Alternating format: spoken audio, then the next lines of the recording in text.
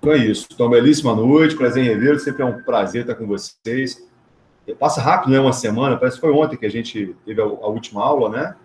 E espero que vocês estejam cada vez mais adaptados a esse modelo. Eu até falando com o Wagner antes de vocês, alguns entrarem, do quanto que é um desafio, né, galera? É um desafio para vocês. A aula presencial, ela tem suas vantagens em relação à aula online como essa, né? Como eu disse para vocês na primeira aula, a aula presencial, até mesmo o professor, na minha opinião, é muito mais fácil. Você tem o gesticular, você tem, né, a participação maior dos alunos, não que vocês aqui fiquem à vontade, me ajudem, é sempre importante a participação de vocês, mas é um desafio para nós também na condição de professores. De alguma forma eu já estava acostumado, né, como eu disse para vocês, mas mesmo assim o formato é diferente, porque não era da minha casa, eu ia para um estúdio, então a estrutura, a tecnologia era maior, a iluminação era perfeita, então tem suas vantagens no estúdio. Mas o ritmo da aula é uma aula diferente. Então, por mais que eu tente aqui ser mais tranquilo, mais devagarzinho, né? Até porque não tem por que a gente estar com pressa aqui, mas, de uma forma geral, ela tem um ritmo um pouquinho diferenciado, né? Não é a mesma coisa, mas vejam isso como sendo... vocês estão tendo a oportunidade, assim como eu também, da gente estar se desenvolvendo, né? Eu acho que, pensando não só questões pessoais, mas principalmente profissionais, é uma capacidade boa da gente estar crescendo, né? Eu ouvia isso há muito tempo atrás. Nossa, como eu fui lembrar disso agora? Tinha um gerente que eu trabalhava num banco, isso tem muito tempo, acreditem, 1999, então tem muito tempo, e teve uma crise do dólar, depois vocês pesquisam sobre isso, o dólar valia R$ 1, dormimos ele valendo R$ 1, ele amanheceu valendo R$ 3, né? E aí foi um pânico geral na época. Eu trabalhava num banco que fazia uns financiamentos de automóveis, então você imagina um sujeito que tinha uma dívida de R$ 30 mil, da noite para o dia, que era em função da variação cambial, né? Da noite para o dia, ela passou para R$ 90 mil, né? Então, foi uma comoção na época. Depois pesquisem aí, crise do dólar, 1999. E aí, esse gerente, ele chegava para a gente, eu nunca esqueci essas palavras, e foram úteis para mim, e são até hoje, na verdade, né? As palavras sábias, elas são atemporais, elas servem para nós em qualquer momento. E ele falava assim: Alexandre, o período de crise, é muito fácil você ver uma pessoa num período de felicidade, né? E serve para a vida pessoal isso também, galera. Um amigo, uma pessoa próxima. Quando as coisas estão todas muito bem, é muito fácil você ser agradável com alguém, muito fácil você estar com um sorriso no rosto, mas você consegue mensurar isso de maneira um pouco mais real quando você está diante de uma situação conturbada, de uma crise, de um problema, né? Então, tem uma frase que eu criei há um tempo atrás na minha vida pessoal, que eu gostei muito de ter criado essa frase, que eu falo o seguinte: senhorita Karina, seja bem-vinda. Eu falo sempre que as ações mostram quem você quer ser e as reações mostram quem você é. Em outras palavras, as ações que nós fazemos no dia a dia, a hora que você acorda, aonde você vai almoçar, etc., tudo isso é muito planejado. Agora, as reações é que medem essencialmente quem você é, né? Ou seja, uma das coisas que eu aprendi nos meus estudos filosóficos, só viajando um pouquinho junto com vocês aqui, e nós não temos controle sobre as nossas emoções, né? Você gostar de alguém ou não gostar de alguém, ficar triste, ficar feliz, você não tem muito controle sobre isso, não. Mas você tem controle sobre as suas ações. E isso nós temos que ter o controle. Então, isso que nós estamos fazendo aqui, galera, é uma bela forma da gente se desenvolver. E depois que tudo isso passar, indiscutivelmente, a gente vai estar mais preparado para situações adversas, que eu acho que, querendo ou não, a nossa vida ela é plenamente feita de situações, não necessariamente dessa forma como está acontecendo, acho que ninguém poderia prever, mas, ao mesmo tempo, outras dificuldades vão aparecer, e a boa notícia, como vocês sabem disso, já são adultos, né, e inteligentes acima de tudo, que elas passam, né? Se o momento feliz passa, por que os tristes também não vão passar, né? Natural. Beleza? Então, nossa aulinha de hoje, a gente vamos dividir em duas partes, tá? Na primeira parte, a gente faz uma pequena revisão, bem rapidinho, do que nós falamos na aula passada. Se não me engano, dê uma conferida aí, pessoal. Se não me engano, na aula passada nós falamos sobre TRI e TRPL. Confere? Foi isso? Taxa de retorno sobre investimento e taxa de retorno sobre patrimônio líquido. Foi isso, galera? Foi isso. Né? Então, naturalmente, a gente começa a fazer uma revisãozinha rápida. Fizemos um exercício juntos, se não me engano, também, né? E aí fecharemos a aula falando.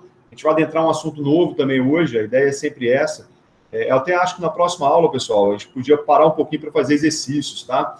Eu acho que nós já estamos com uma quantidade grande de conteúdo aí. E acreditem, estamos até andando um pouquinho mais rápido, tá, galera? Porque acaba que uma aula virtual como essa, ela é uma aula mais objetiva, né? A gente não para conversar, querendo ou não, a gente não para tomar um café, a gente vai... Não que a gente não possa fazer, se achar necessário, pessoal, dá 5 minutinhos para a gente aí, que eu particularmente prefiro ir direto e a gente sair mais cedo, né? Eu acho que vocês também concordam ou não? O que vocês acham? Concordo. Né? Mas quem quiser, professor, 5 minutinhos, tem um probleminha aqui, só levantar a mão a gente faz, sem problema, tá? A aula é nossa, não é só minha, não, é nossa. Então, de tudo isso que a gente estudou na aula passada, a gente revisa e vamos falar um pouquinho sobre gestão de estoques. E aí vai ser uma aula bem legal, pessoal. Vamos mudar um pouquinho de assunto, vamos dar uma ênfase a algo que vocês já sabem o que é aquela palavrinha que tem lá, aquele subgrupo, se não me engano, 1.3 no ativo circulante, né? Esse é o nosso estoque. A gente vai entender, eu vou tentar contextualizar, vou trazer para vocês um contexto voltado ao que nós temos atualmente, né? O que uma empresa pode fazer pensando em proteger seus níveis de estoque, pensando em situações de adversidade, né? Como agora estamos passando pela pandemia, recentemente passamos, vocês vivenciaram isso, tenho certeza que lembram, a questão dos caminhoneiros, né? Da greve dos caminhoneiros, que também, querendo ou não, teve afetou diretamente nossa vida, direto ou indiretamente, né? Então a gente vai entender que aí alguém pode até pensar, professor, mas tem como cercar 100% isso? A conclusão que nós vamos chegar é que não, né? Que essas diversidades, elas são incalculáveis muitas vezes, então mesmo o mais pessimista de um consultor financeiro, econômico, ele não tinha dimensão do que aconteceria numa situação como essa no que nós estamos vivenciando. Mas, em compensação, nós temos paliativos, né? Talvez você não resolva a doença inteira, mas você consegue manter aquela pessoa com sinais vitais, você consegue deixar essa pessoa, no caso, a pessoa jurídica, né? No exemplo aí, ou seja, manter essa empresa dosando alguns remédios para que elas consigam sobreviver. E querendo ou não, pessoal, olha o tamanho da nossa responsabilidade numa situação como essa. Imaginem que nós somos contadores de uma empresa que está passando por um momento como esse. E até acho que não é o nosso caso, né? Eu não sei se alguém de vocês já atua, né, na área contábil, pelo menos de maneira como técnico, etc. É o caso de alguns de vocês? Não. Alguém já está nessa área? Eu não. Não, né? Então, mas é para isso que nós estamos aqui, né? A ideia de uma graduação é capacitá-los para o mercado de trabalho. E é lógico que cada um de vocês vai seguir um rumo, muitas vezes é um rumo bem diferente, como o meu foi, né? Ter virado professor e não atuar diretamente na área contábil, mas são as nossas escolhas. E alguns de vocês vão atuar. Então, imagine o tamanho da responsabilidade que um contador tem num contexto como esse, né? Porque com certeza esse empresário, essa empresária, essa executiva e esse executivo vai chamar o cara, né? Vem cá, meu amigo, o que o senhor tem a nos mostrar como sendo uma luz no final do túnel? O que nós temos aí? Não só contadores, mas também administradores.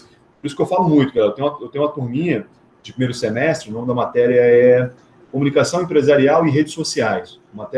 Primeira vez que eu estou ministrando essa matéria, mas tem sido muito legal porque metade deles são contadores, metade são administradores. E o que eu percebo, né? Que desde cedo aquela rixa entre contabilidade e administração acontece, né? Tem sempre alguém que fala alguma coisinha, né? Vocês sabem disso, né? Quem nunca usou um administrador, recíproca verdadeira, mas a ideia é exatamente o contrário. A ideia é que nós unamos forças, né, pensando no prol da empresa, né? Então, e inclusive fica um recado para vocês, diretamente falando. Se você é contador, na minha opinião, você tem que ter conhecimentos, no mínimo, intermediários de administração.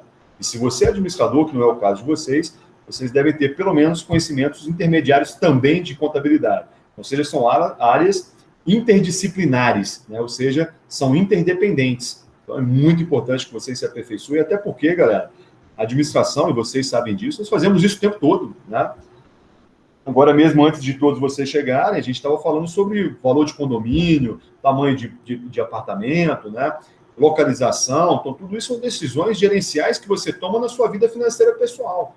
Então, observe o quanto que a administração faz parte do nosso dia a dia, né? Então, na nossa casa, seja para quem é solteiro, para quem é casado, tem filho ou não, você gerencia suas finanças, e isso é administração pura. Então, não podemos desprezar de maneira nenhuma essa ciência aí que norteia também a nossa área, beleza? Então, galerinha, voltando aqui, deixa eu só compartilhar com vocês uma coisinha aqui. Vamos lá. Seria aqui, ó. Então, relembrando a nossa aula passada, nós falamos sobre os índices econômicos, até acho que foi uma parte, na minha opinião, das mais interessantes que nós vimos até agora. Não sei se vocês concordam, mas eu acho interessante essa parte porque ela fala sobre retorno sobre investimento, né? Que, querer ou não, é uma coisa mais prazerosa do que pagar dívidas, né? Então, em aulas passadas, falando sobre taxa de retorno, desculpem, sobre índices de liquidez corrente, seca, imediata, analisamos de maneira vertical e horizontal o balanço, né? Então, de alguma forma, naquele momento, a gente estava cumprindo uma questão mais gerencial, né? O que não quer dizer que não seja interessante também. Alguns de vocês falam, professor, aquela parte de liquidez eu achei sensacional, né? Mas essa parte da aula passada, ao meu ver, é mais interessante porque ela remete a retorno de investimento, né? Então, pode interessar diretamente cada um de vocês, até na vida financeira pessoal de vocês. Amanhã vocês se tornem empresários e empresárias, né? E ter um conhecimento como esse daqui, com certeza, é um diferencial para cada um de nós, perfeito? Então, sempre naquela linha, pessoal. O enfoque da matéria é ter um conhecimento voltado a um conteúdo para vocês utilizarem enquanto profissionais. Ponto. Claro. Mas por que não desmembrar esse conhecimento e levar para fins também voltado à sua vida financeira pessoal, possibilidades futuras, né? Um cara que estuda, por exemplo, economia, né? Levar esses conhecimentos para um investimento dele na bolsa de valores. Então, tirem da vida de vocês, pelo menos a minha forma de pensar, longe de ser uma verdade, aquela frase, né? Como é que é? Uma frase feita: casa de ferreiro, espeto de pau. Galera, não, turma. Se eu sou ferreiro, eu tenho que ter o espeto mais belo na minha casa. Se eu sou contador, minha vida financeira ela tem que estar organizada, porque eu tenho esse conhecimento, né? Se eu sou um professor de educação física, eu tenho que estar em forma. Se eu sou nutricionista também, o que não quer dizer que a pessoa não possa não estar, né? A decisão é sempre pessoal, mas eu vejo como sendo uma incoerência alguém que tem um conhecimento, seja ele qual for, estou dando exemplos aleatórios, não é? Até porque se a pessoa não quer ficar no direito dela, claro, não estou falando que seja errado, é apenas a minha forma de pensar. Então, levem esse conhecimento que eu estou passando para vocês, essa matéria, eu tenho certeza que qualquer outro professor também tem essa pretensão, beleza? Então, galera, falamos sobre o ROI, que seria Return on Investment, ou seja, a taxa de retorno sobre o investimento. Cuidado com essas siglas aí, alertei vocês na aula passada, situações de prova, principalmente concurso público, principalmente prova de exame de suficiência de contabilidade, os caras costumam mudar esses nomes aí, mas é mais comumente chamado de TRI, tá? Que seria exatamente a mesma coisa, ou Return on Equity, alguma coisa assim, desculpa a pronúncia, que seria o ROI, né? Que seria a taxa de retorno sobre patrimônio líquido, ou simplesmente TRPL. Eu prefiro chamar de TRPL, mas volto a repetir, para vocês como estudante, as duas formas são igualmente possíveis de serem cobradas, beleza? É aqui que nós fizemos, pessoal. Nós apresentei para vocês inicialmente uma fórmula, né? Que a fórmula do TRI seria o quê? Lucro líquido sobre ativo total, né? Então, no exemplo que eu dei aí para vocês, se não me engano, nós tínhamos lá 200 mil de lucro líquido e o ativo total era 1 milhão, não era isso? E aí dividimos, deu 0,20. O que quer dizer isso? Para cada R$1 investido na empresa, há um retorno de 0,20. E aí, eu falei para vocês também, né, que o legal seria transformar para notação percentual, né? Eu prefiro interpretar o ROI em porcentagem do que em numeral. Então, multiplicando por 100, daria exatamente aqui 20%. Então, a taxa de retorno dessa empresa, nesse exemplo hipotético aqui, seria de 20%. Ou seja, a cada R$1 investido na empresa, há um ganho de 20%, ou seja, 20 centavos. Tudo bem? Então, sempre bom a gente ter um leque, galera. Nunca trabalhe apenas com uma possibilidade. Né? Aquilo que nós, desde o começo, temos batido forte nessa tecla, para que vocês tenham esse linguajar técnico do mais, digamos que, variável possível. Né? Entender, galera, que nós, como profissionais, nós temos um público. E esse público, acima de tudo, não necessariamente ele conforme já falamos, ele não necessariamente é um contador, é uma contadora, então ele não tem conhecimento prévio nenhum. Então, quanto mais didático eu for, quanto mais claro no meu entendimento, né, melhor para eu enquanto contabilidade. Né? Lembrando que já existe uma antipatia geral da maioria dos empresários quanto à contabilidade. Né? Então, se você torná-la chata, né, mais do que ela já é aos olhos de muita gente, eu, claro que não acho isso. Muito pelo contrário, eu acho uma ciência magnífica. Mas aos olhos de uma pessoa, entre aspas, né, ignorante, né, que não tem, me refiro à ignorância no sentido de não ter o conhecimento técnico que nós temos. vai fazer com que esse olhar se torne ainda mais de desconfiança. Lembrando que vocês vão ter uma matéria, se é que já não tiveram, chamada de auditoria governamental. E não sei quem é o professor, mas quando eu ministro essa matéria, eu converso muito com os alunos nesse sentido. A gente ter um linguajar claro, objetivo, que não dê uma dupla interpretação. Galera, porque acontece, quando você trabalha de maneira obscura, né, aí eu estou colocando obscuro de maneira bem negativa mesmo, é a mesma coisa quando você vai num médico, por exemplo, e ele não tem uma preocupação de te falar com mais atenção sobre aquela doença que você está tendo, aquela indisposição e etc. Então, para você, na condição de paciente, você vai falar assim, pô, a impressão que dá que esse cara aí não é muito confiável. Agora, se um outro médico chegar para você e sentar, te examinar, ficar conversando com você, tentando pesquisar quais são as causas daquela possível situação ruim, naturalmente você vai confiar mais nesse segundo médico do que no primeiro, concorda? Que vai fazer com que na contabilidade não seja diferente, né? Então, sejam objetivos, mas ao mesmo tempo tenham uma preocupação. Lá nessa matéria, se vocês forem comigo, a gente vai falar bastante sobre isso, mas ao mesmo tempo trabalhem também a observação quanto ao seu interlocutor. É aquilo que a gente já sabe. Se eu estou conversando com uma pessoa, ela é uma pessoa objetiva, é legal que eu seja objetivo no meu linguajar, né? Agora, se é uma pessoa um pouco mais que gosta mais de detalhes, até tem um nome para isso que eu nunca lembro.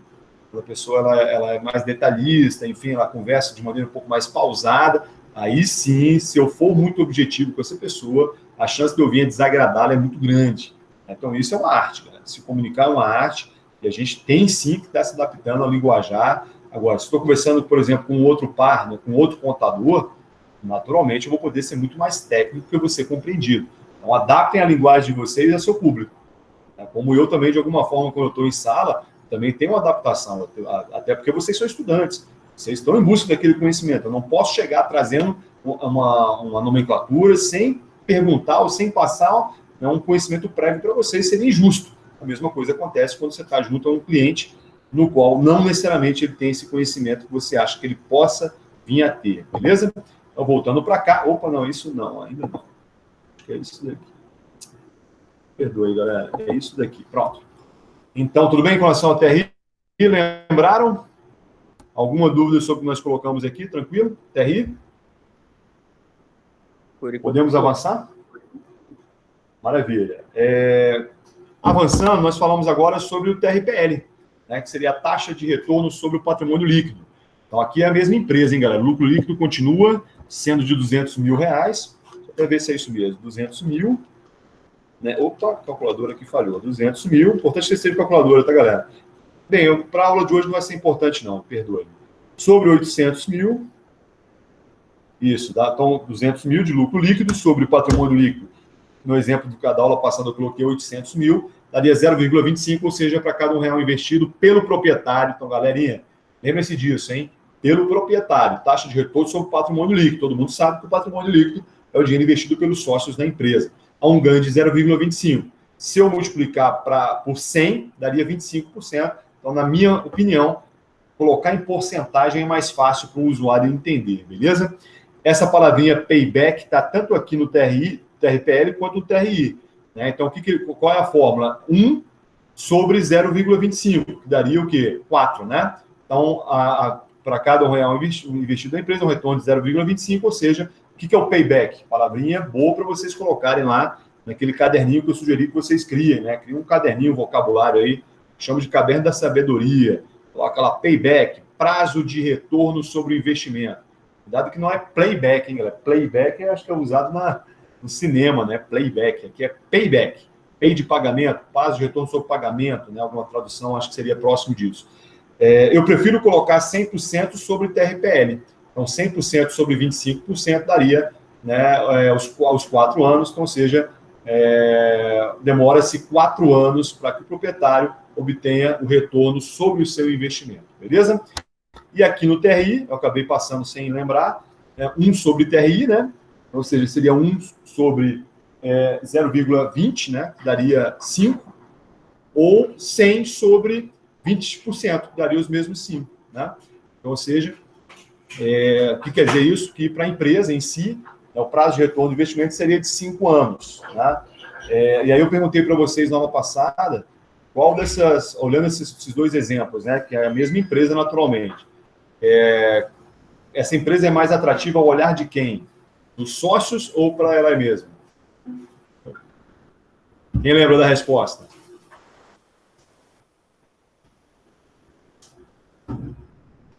Isso, são calados é porque esqueceram, hein? Show, São. Eu creio que seja mais para os...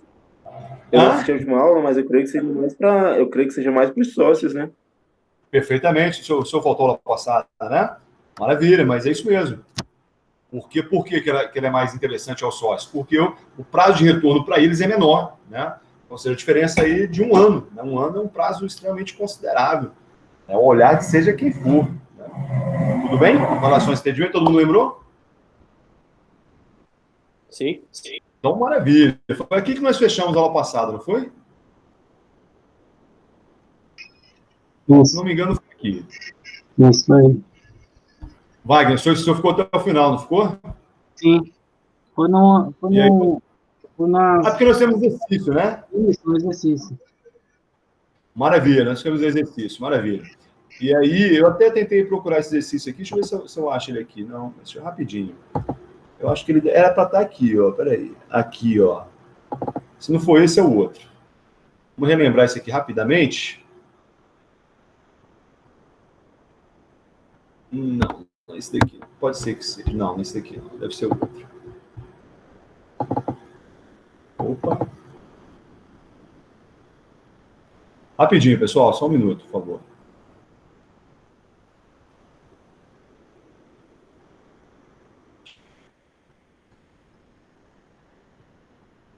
Também não é esse daqui. Pode ser que seja esse. Não, também não. Peraí, galera. Esse daqui, ó. Agora eu achei.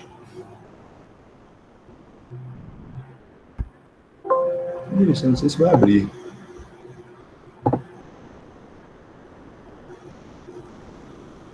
Deixa eu repetir isso aqui. Só um segundo.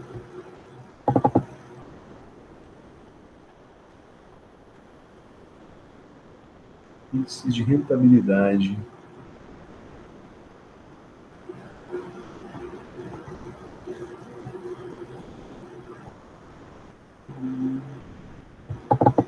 Vamos ver. Não foi esse daqui, não. Realmente, eu estou achando que eu fiz para não salvar esse exercício, mas tudo bem. De qualquer forma, na passada nós fizemos ele inteiro, né? Última tentativa.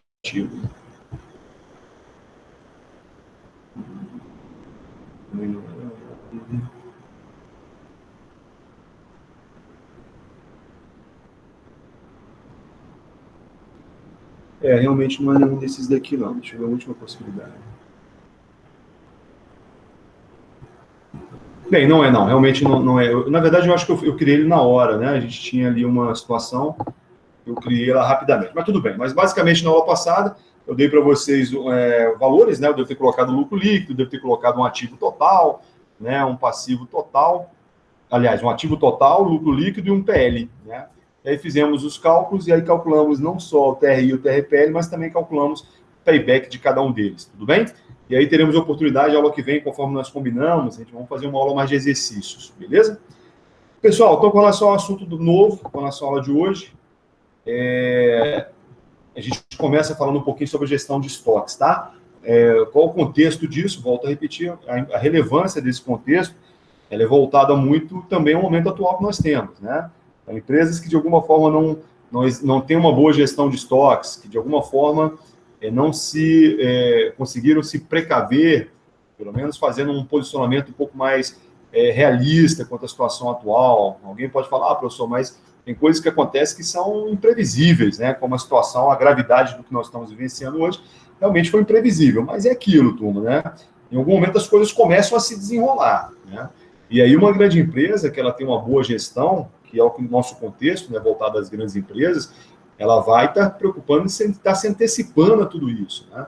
Que é o que, com certeza, essas mentes estão pensando nesse momento.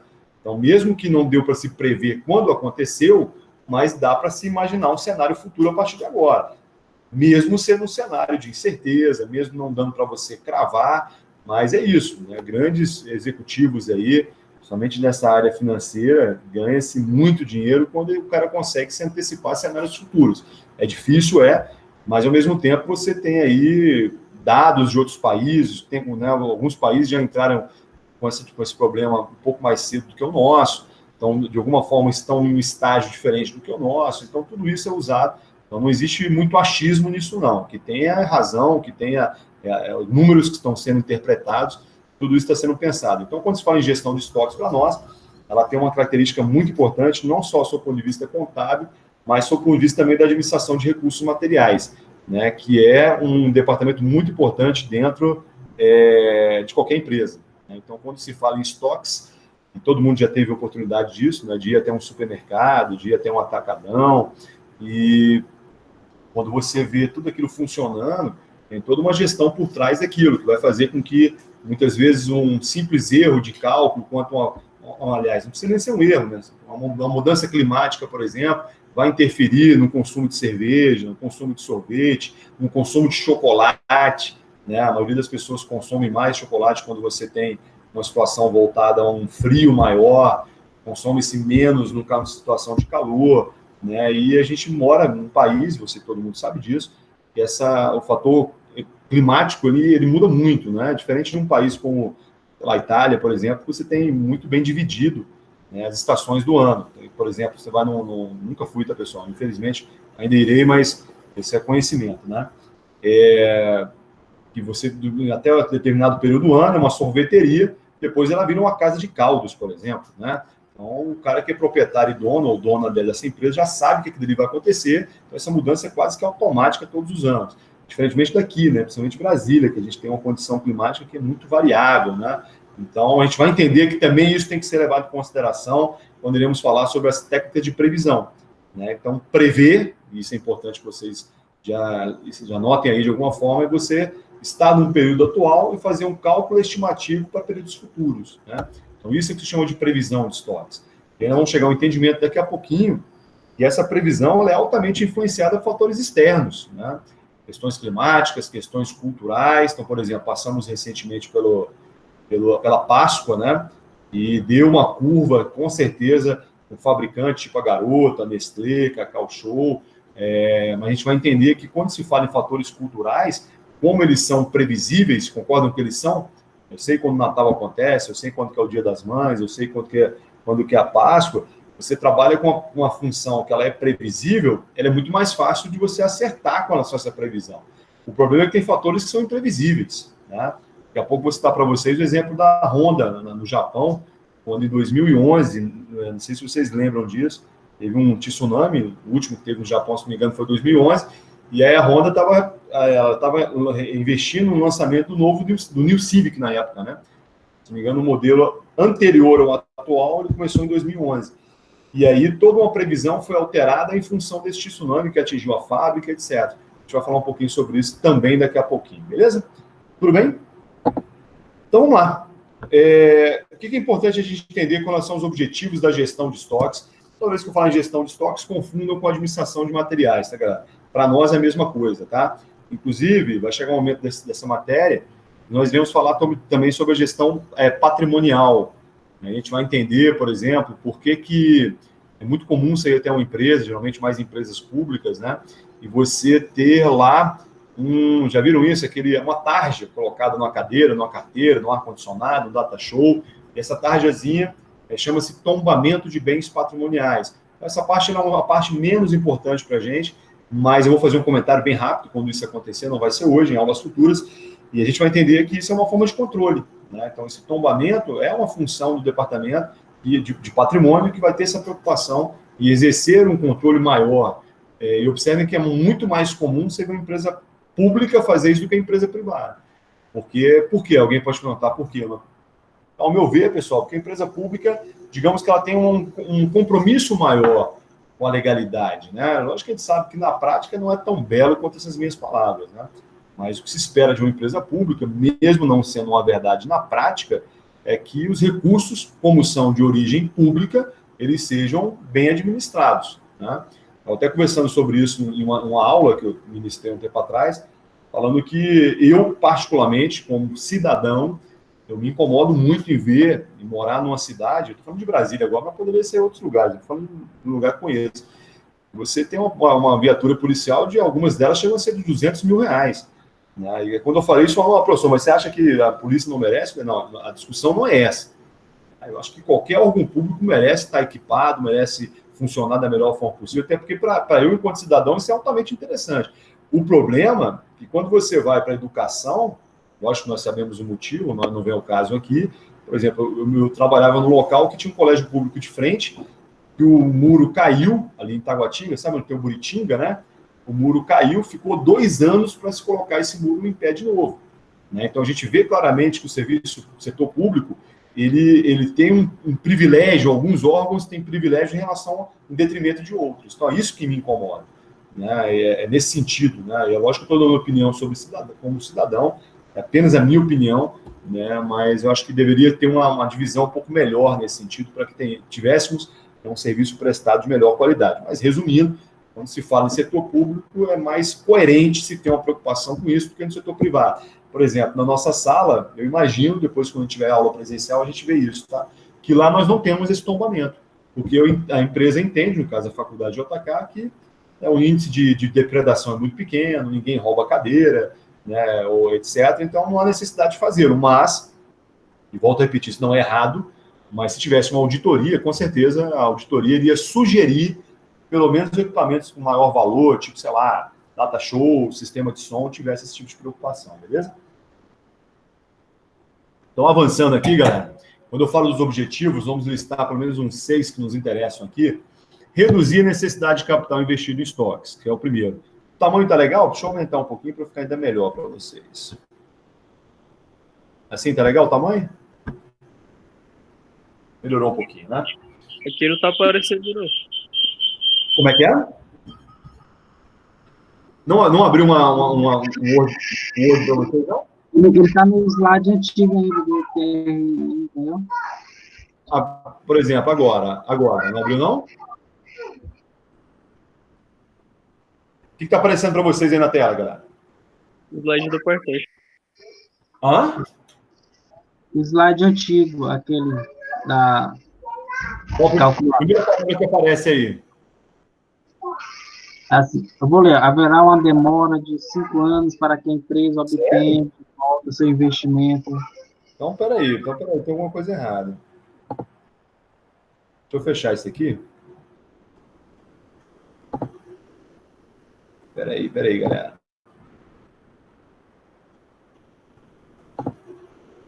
Agora voltou para a minha tela, né? Não, tá escuro, professor. Peraí, e agora? Aham, tá o senhor. Maravilha. Então, deixa eu tentar aqui.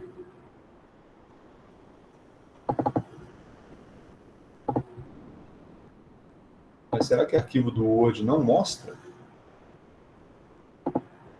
Estranho. Vou fazer uma coisa aqui, só um minutinho, pessoal. Isso. A gente vai se adaptando, né?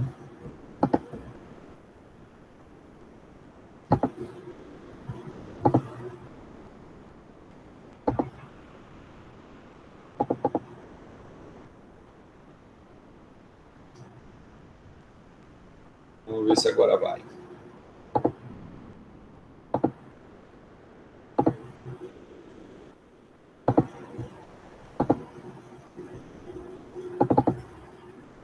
E agora? Objetivos? Não, professor.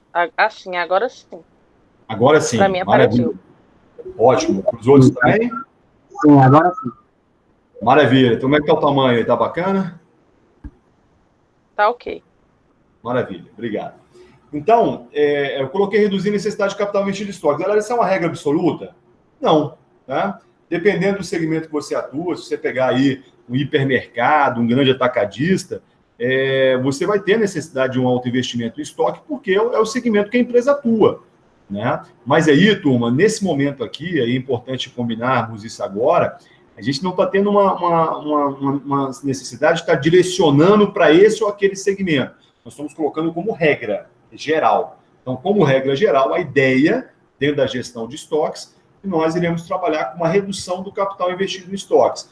Por que isso é importante, galera? Porque alguém pode falar assim, professor, mas essa redução, então, seria manutenção de estoques mínimos? Olha que pergunta legal, galera. Bem, nós temos, na verdade, 3 níveis de estoque, né? O estoque máximo, que seria, na verdade, o cheio, né? O estoque médio, intermediário, e o estoque mínimo, que é o básico, né? Que nós chamaremos em breve de estoque de segurança. Em breve a gente fala sobre isso. Mas, assim, então, o que eu estou afirmando a vocês? Quer ver uma questão que poderia ser colocada?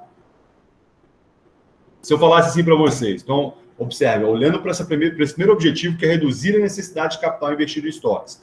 Julgue a seguinte sentença em certo ou errado, tá? Um dos objetivos principais da gestão de estoques é a manutenção de estoques mínimos. Certo ou errado, turma? Olhando para esse primeiro objetivo. Deixa eu ser maldoso com vocês. Certo ou errado? Um dos objetivos da gestão de estoques é a manutenção de estoques mínimos. Certo ou errado? Eu acho que não. Acho que está errado, porque depende do segmento. Tem segmentos que trabalham com estoque mínimo, tem segmentos que trabalham com estoque alto, né? Não, beleza, Wagner, mas olha só, vamos pensar juntos. Nós acabamos de combinar uma coisa que é importante. Nesse momento aqui, eu não estou direcionando para esse ou aquele segmento. Nós estamos trabalhando com uma regra, né? E aí, como você muito bem colocou, essa regra vai estar suscetível a adaptações, como eu acabei de falar, que é a questão do hipermercado, do atacadista, que ele vai manter um investimento alto em estoque, porque é o negócio deles. Então, na verdade, galera, isso é importante, essa dúvida do Wagner ela é legal, porque assim, muita gente começa a estudar essa parte da matéria e tem uma certa dificuldade, porque obrigatoriamente nossa mente, quase que instantaneamente, ela começa a direcionar para aquele segmento que a gente conhece. Né? No caso, por exemplo, um dos segmentos que a gente mais conhece, ainda mais atualmente, é supermercado. Né? É um dos poucos que estão abertos, naturalmente a gente conhece. Então, mas nesse momento não façam isso. Vamos levar a matéria de uma maneira geral. Perfeito? Combinado? Então, a afirmação foi o seguinte, olhando para o primeiro objetivo, um dos objetivos principais da gestão de estoques é a manutenção de estoques mínimos. Certo ou errado? Podemos errar, não é uma avaliação não, hein, galera? Para mim é errado. Para reduzir a necessidade de capital investido no estoque é usar o estoque mínimo. Não, como é que é isso? Repete, por favor, desculpa. Para utilizar essa premissa aí de reduzir a necessidade do capital investido em estoque, minimizar a quantidade de estoque investido. Maravilha. A senhora interpretaria como correto, então? Seria nisso? Correto? Maravilha. Então, a interpretação ela é coerente com aquilo que foi colocado, porém, a questão está errada. E eu vou justificar por quê. Galera, qual que é o grande risco? Por isso que eu falei para vocês que eu seria maldoso, né? Porque alguém pode... mais ou menos o que o senhor falou. Professor, como é que pode estar errado? Você acabou de colocar aqui no nosso caderno que nós queremos manter estoque mínimo, eu quero diminuir a necessidade, se eu manter um estoque mínimo, eu estou diminuindo a necessidade. Só que aí, galera, eu faço a seguinte pergunta para vocês. Qual que é o grande risco que nós corremos enquanto gestores de materiais e manter um nível de estoque muito baixo? Risco de quê?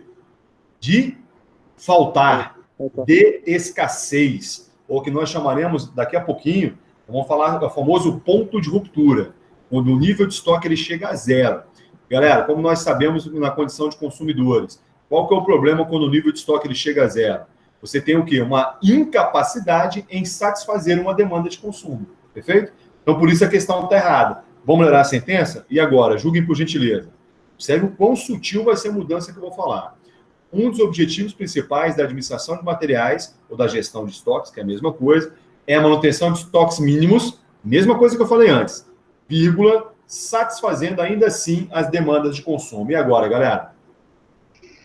Aí agora sim está certo. Agora a questão está correta, ou seja, queremos sim a manutenção de níveis baixos de estoques. Isso faz com que eu alcance esse objetivo, que é da redução do capital investido em estoques, mas necessariamente eu tenho que satisfazer as demandas de consumo. Então, cuidado, galera. Qualquer questão de prova, e quando eu falo isso, estou falando não só na faculdade, mas principalmente fora dela, na condição de concurso, principalmente para vocês que vão fazer um exame de suficiência, que isso pode ser colocado lá. Então, não queremos nem médios nem máximos, nós queremos mínimos satisfazendo as demandas de consumo, beleza? Então, ou seja, essa é uma regra básica dentro da gestão de estoques. Agora, é claro, como vocês muito bem já pensaram, até o Wagner se manifestou, não dá para aplicar em qualquer segmento, né? Tem alguns segmentos aí que vão manter, sim, um investimento alto, mas, por exemplo, tem uma alta rotatividade, né? Já pararam, por exemplo, pulando para o terceiro objetivo aqui, aumentar o... Terceiro não, quarto. Aumentar o giro, rotação de estoques, entradas e saídas de mercadorias, e com isso aumentar a rentabilidade da empresa e diminuir o risco de perdas. Vocês já observaram, por exemplo, que se você vai numa padaria, a lata de leite ninho é mais cara do que no supermercado, né? Por quê, galera? Essa parte é importante, tá? Porque essas variáveis, margem de lucro e rotação de estoques, na padaria é o contrário do supermercado. Por que na padaria é mais caro? Porque a margem de lucro é maior, mas em compensação o giro é menor. E já o supermercado é o contrário. A margem de lucro do supermercado, pessoal, curiosidade isso, tá? É um dos segmentos que menos se ganha dinheiro com margem de lucro. A margem é muito pequena, chega aí em média a 6%, em média. Se pegar todos os produtos do supermercado, em média, você dá uma margem dessa. Eu não sei como é que está isso hoje, mas há algum tempo eu acompanhava isso um pouco mais, eu trabalhava em outra área, mas que seja 10%, é muito pouco se comparado ao segmento, por exemplo, hotelaria. Hotelaria trabalha com uma margem de 70%, 60% de lucro, só para vocês terem uma ideia. Mas, em compensação, a rotação de estoque do supermercado é o quê? Ela é muito alta. Então, já é uma regrinha legal para que vocês se lembrem para as situações futuras, tá? Dificilmente uma empresa, seja ela qual for, tá? Aqui o exemplo do supermercado pode ser qualquer uma. Dificilmente ela mantém essas duas variáveis igualmente grandes. Ela vai escolher uma delas para ser a maior. No caso da padaria, escolheu, quando eu falo escolher, né, pessoal, entre aspas, né? A gente sabe que existe um mercado, né? Que nem, por exemplo, se eu pegar essa calculadora e falar para vocês aqui, a calculadora HP, paguei R$200 nela, estou vendendo por 1.000. Posso colocar o preço que eu quiser. Agora, se eu arrumar alguém para comprar, é outra história, né? Então, a gente sabe que o preço estipulado tem a ver com o mercado. Não sei se vocês já estudaram economia, eu estudei por 2 matérias na faculdade, que é uma ciência assim, que eu admiro demais. Eu acho belíssimo ver um economista falar, eu acho que o vocabulário deles é muito interessante, mas essa questão de oferta, demanda, né, não dá para se pensar somente se colocar qualquer preço, tem que estar atento com relação à questão de mercado também. Tudo bem com relação ao quarto objetivo, com relação ao giro? Beleza? A gente vai sempre por slide, pessoal. A gente fecha o slide e eu abro para vocês fazerem perguntas aí. Fiquem à vontade. Otimizar a utilização dos espaços físicos da empresa. Galera, esse aqui é um dos maiores desafios que as empresas têm hoje em dia, né? Essa otimização, na verdade, dá para a gente pensar muita coisa aqui a partir desse objetivo. Inclusive, já falamos sobre isso em sala, né? Quando nós discutimos, não sei se foi na sala de vocês, até acho que foi, hoje, vale a pena ou não você ter um carro próprio? Vale a pena ou não você morar de aluguel? Vale a pena ou não você comprar o aluguel, que muitas vezes não é uma escolha, né? A pergunta não seria essa, mas seria assim, vale a pena ou não você comprar um apartamento, um imóvel próprio, né? Será que não seria melhor você alugar e pegar esse dinheiro que você iria imobilizar nesse apartamento e aplicar, ter uma rentabilidade maior, e etc.? Então, é uma coisa para se pensar. Então, cada vez mais, e vocês sabem disso, no ciclo de amizade de pessoas que vocês conhecem, eu conheço apenas 2 pessoas que moram de maneira de aluguel porque entenderam que é melhor ter uma capitalização, né, pegar esse dinheiro e investir em algum investimento, desculpa a redundância, e ter um dinheiro sobrando por mês ali, né? Agora, é uma quebra de paradigma, né? Durante muito tempo, e tem muita gente que a gente cresce nesse contexto, né? Nossa criação não é assim, nossos pais, né, chegam para a gente o tempo todo, né? Falam o quê? Trabalhar para comprar a casa própria, né? Aquela coisa bem maçante nesse sentido. Mas é só para dizer para vocês, e vocês sabem disso, nós estamos inseridos no mesmo mundo, né? Apesar de sermos pessoas diferentes, e nada é suficientemente rígido ao ponto de não poder mudar, né? Então, essa é um paradigma, tanto a própria Uber, todo mundo já pegou com certeza, né? Tenta convencer a cada um de nós que não vale a pena ter carro. Eu já estou convencido disso, eu só não abri mão ainda, eu falo muito isso, porque eu trabalho em vários locais. Então, eu teria dificuldade para chegar, o horário que eu saio também, mas se eu trabalhasse num local fixo, todo dia, entrasse às 8, saísse às 6, eu tinha vendido meu carro há muito tempo. Porque agora, é lógico, pensando na questão financeira. De repente, o Wagner tem uma filhinha de 6 aninhos, né, Wagner? Pô, professor, não dá, né? Pode ter um imprevisto durante a madrugada, ter o carrinho na garagem ali me dá uma segurança que eu gosto. Bem, aí não dá para discutir, né? Questões pessoais, a gente discute questões financeiras, perfeito? Então, tudo bem com relação à necessidade de otimização? E aqui tem um exemplo legal, turma. Por exemplo, quando nós vamos até um supermercado, aliás, supermercado não, um atacadista, um exemplo melhor.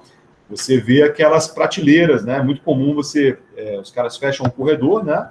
Aí vem uma empilhadeira, pega o item de cima e coloca lá, de baixo, coloca lá em cima, ou vice-versa. Então, dá-se o nome de verticalização, né? Itens que suportam esse tipo de acondicionamento. Mas aí uma coisa que eu afirmo a vocês, pessoal, concordam que nem todo item suporta ser acondicionado de maneira verticalizada? Nem todo. Tanto prova isso que você tem aquelas frases, né, em caixas. Quem nunca viu isso, né? Cuidado frágil, empilamento máximo 2 caixas, 5 caixas. Ali são exemplos categóricos de situações. Só ficar só um pouquinho em pé aqui, porque as costas estão sentindo uma dor danada. E aí você tem, deixa eu ver como é que ficou aqui a altura. Ficar em pé dói menos. Ah, tá legal. Deixa eu fazer assim, vai ficar melhor. Isso, maravilha. Tudo bem? Então, essa é a otimização. O próximo, prever e prover, a gente vai falar com mais calma depois, tá?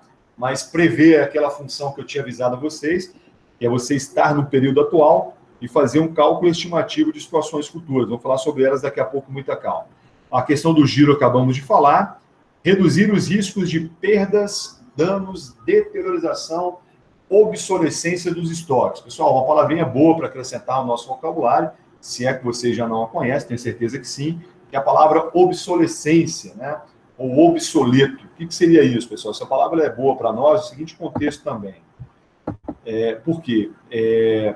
Por exemplo, a pergunta que eu faço a vocês. Quando eu falo em um bem patrimonial, seja um ar-condicionado ou até mesmo um data show, o que vocês acham? O fato dele estar obsoleto garante a não utilização do mesmo, galera? Pensa na nossa sala de aula, aquele data show que está lá. Não tem lá, não tem? Eu lembro que tinham tirado de algumas salas, mas eu acho que tem. Não, estou confundindo com outro local. Aquele, não entendo nada de data show, até porque eu uso pouco.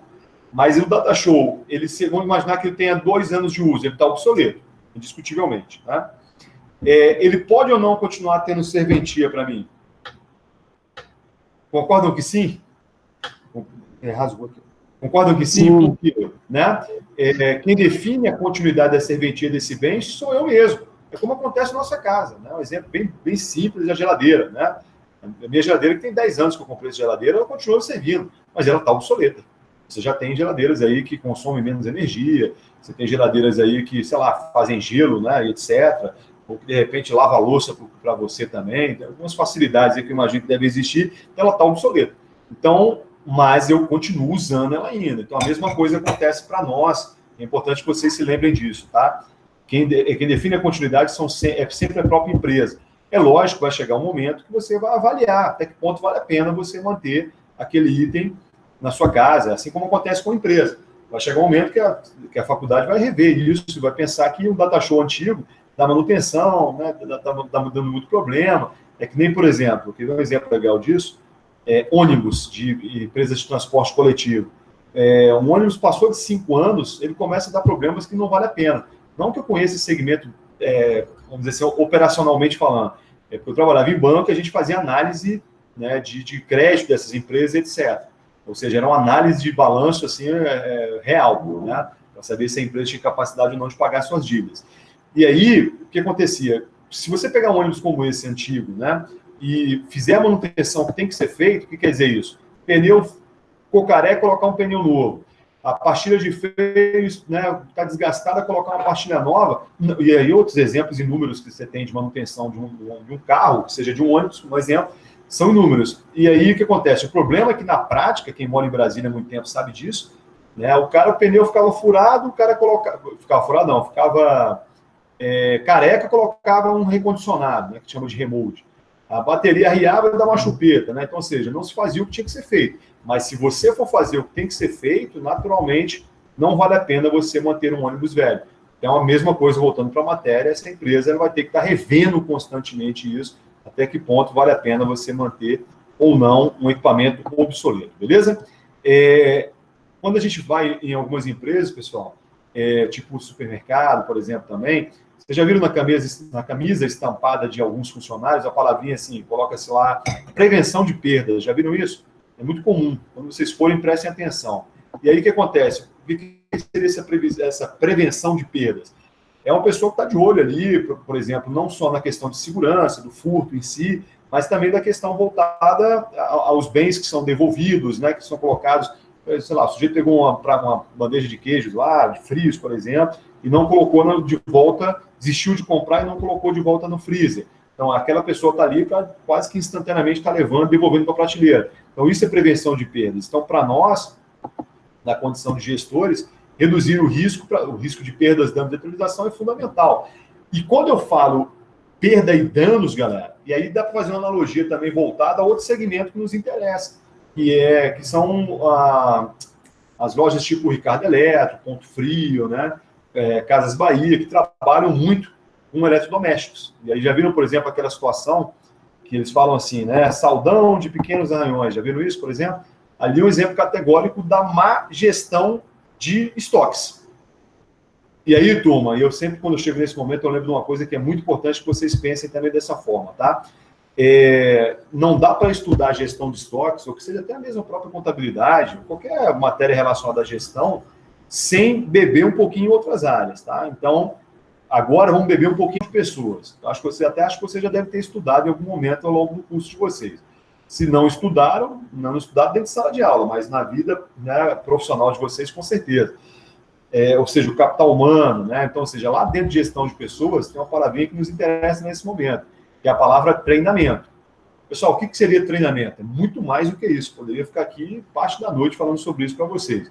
Mas treinamento é qualificação, é capacitação, é desenvolvimento de qualidade, de competências, né?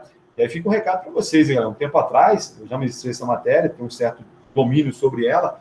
Antigamente, por exemplo, quando se contratava alguém, um funcionário, você tinha a possibilidade de contratar alguém que não tinha uma competência, é uma coisa boa para vocês refletirem aí, hein? Eu sou empresa, eu contrato, por exemplo, né, que seja que seja um homem ou mulher, enfim, que seja o Wagner, por exemplo, aí. E aí, que naturalmente, o Wagner é muito bom profissional, na entrevista ele foi muito bem, né, uma pessoa assim que demonstra um profissional qualificado tecnicamente, porém, vamos imaginar, é só um exemplo, tá, Wagner? Que, de repente, ele tem uma dificuldade em falar em público. E como a função dele, quando ele for contratado, ele vai ter essa obrigação, né, de algum momento ministrar reuniões, que seja palestras, aulas, etc., eu gostei muito do Wagner, contrato o Wagner, só que eu vou dar um treinamento para que ele desenvolva essa capacidade de falar em público. Então, ou seja, antigamente se fazia isso. Galera, o que não quer dizer que hoje não se faça isso também. Não estou cravando aqui, falando para vocês que toda e qualquer empresa não faz isso, não é isso que eu estou querendo dizer. Eu estou dizendo para vocês que houve uma mudança comportamental das empresas que hoje fazem com que, se eu estiver olhando para o Wagner para contratá-lo, eu já quero contratar um profissional que esteja 100%. Que ele não precise de qualificação. O que não quer dizer que ele não possa desenvolver novas competências, e aí a função treinamento ela tem uma característica diferenciada. Olha o recado que eu estou passando para vocês, que até acho que vocês já sabem disso. Então, seja, antigamente, se eu não tinha alguma competência, essa empresa me desenvolvia para isso. Ela preenchia essa lacuna. Hoje não mais, eu quero contratar alguém que já tenha essa competência, que não tenha lacuna nenhuma, que consiga exercer a profissão, que não quer dizer que o treinamento acabou. Né? Só que a função do treinamento hoje é muito mais desenvolvimento do que preenchimento de lacunas ou ausência de qualificações. Então, fica o recado para todos nós, não só para vocês, como para mim também, o quanto que hoje é muito mais difícil você, né, se manter no mercado de trabalho, ou até mesmo entrar nele em função, né, dessa mudança comportamental das empresas, beleza? Então, essa função treinamento que eu acabei de falar para vocês, ela é fundamental para que consigamos reduzir aqui o índice de perdas e danos dessa empresa. Porque se eu tenho um funcionário mais preparado tecnicamente, eu vou dar um exemplo aleatório, tá? Para, por exemplo, manipular bem uma empilhadeira, né, dentro do ponto frio, por exemplo, a chance dele vir arranhar ou amassar essa geladeira é muito menor. E, naturalmente, eu vou estar diminuindo os riscos de perdas, danos e deterioração. Com relação a esses 5, foram 5? Não, deixa eu ver aqui rapidinho. Os 5 primeiros aqui, tudo bem? Com relação à interpretação de cada um desses objetivos? Podemos avançar com segurança? Pode. Maravilha, então vamos avançar. Diminuir na almoxarifada a movimentação de pessoas, de itens de estoques e de equipamentos. Aqui tem uma pergunta boa para fazer para vocês. Quando eu falo para vocês de diminuição de movimentação, uma questão de prova que caiu um tempo atrás, foi a prova do Conselho de Contabilidade, até acho que foi, tá? Ele colocou assim, eu queria que vocês julgassem essa sentença como certo ou errado, tá? A movimentação interna de um item de estoque agrega benefícios para os clientes. Vou repetir. A movimentação interna de um item de estoque agrega benefícios para os clientes. Certo ou errado, galera? E aí? Eu acho que está errado, sei lá, porque se movimenta muito esse item, pode acabar estragando ele, danificando. Perfeito. Então, no final das contas, não agrega nada. É isso que você quer dizer? Isso. Maravilha. Alguém discorda, pessoal? À direita. Deixa eu dar um exemplo bem grosseiro aqui, pessoal, bem esdrúxulo. Olha só. Se eu tenho, por exemplo, uma situação seguinte.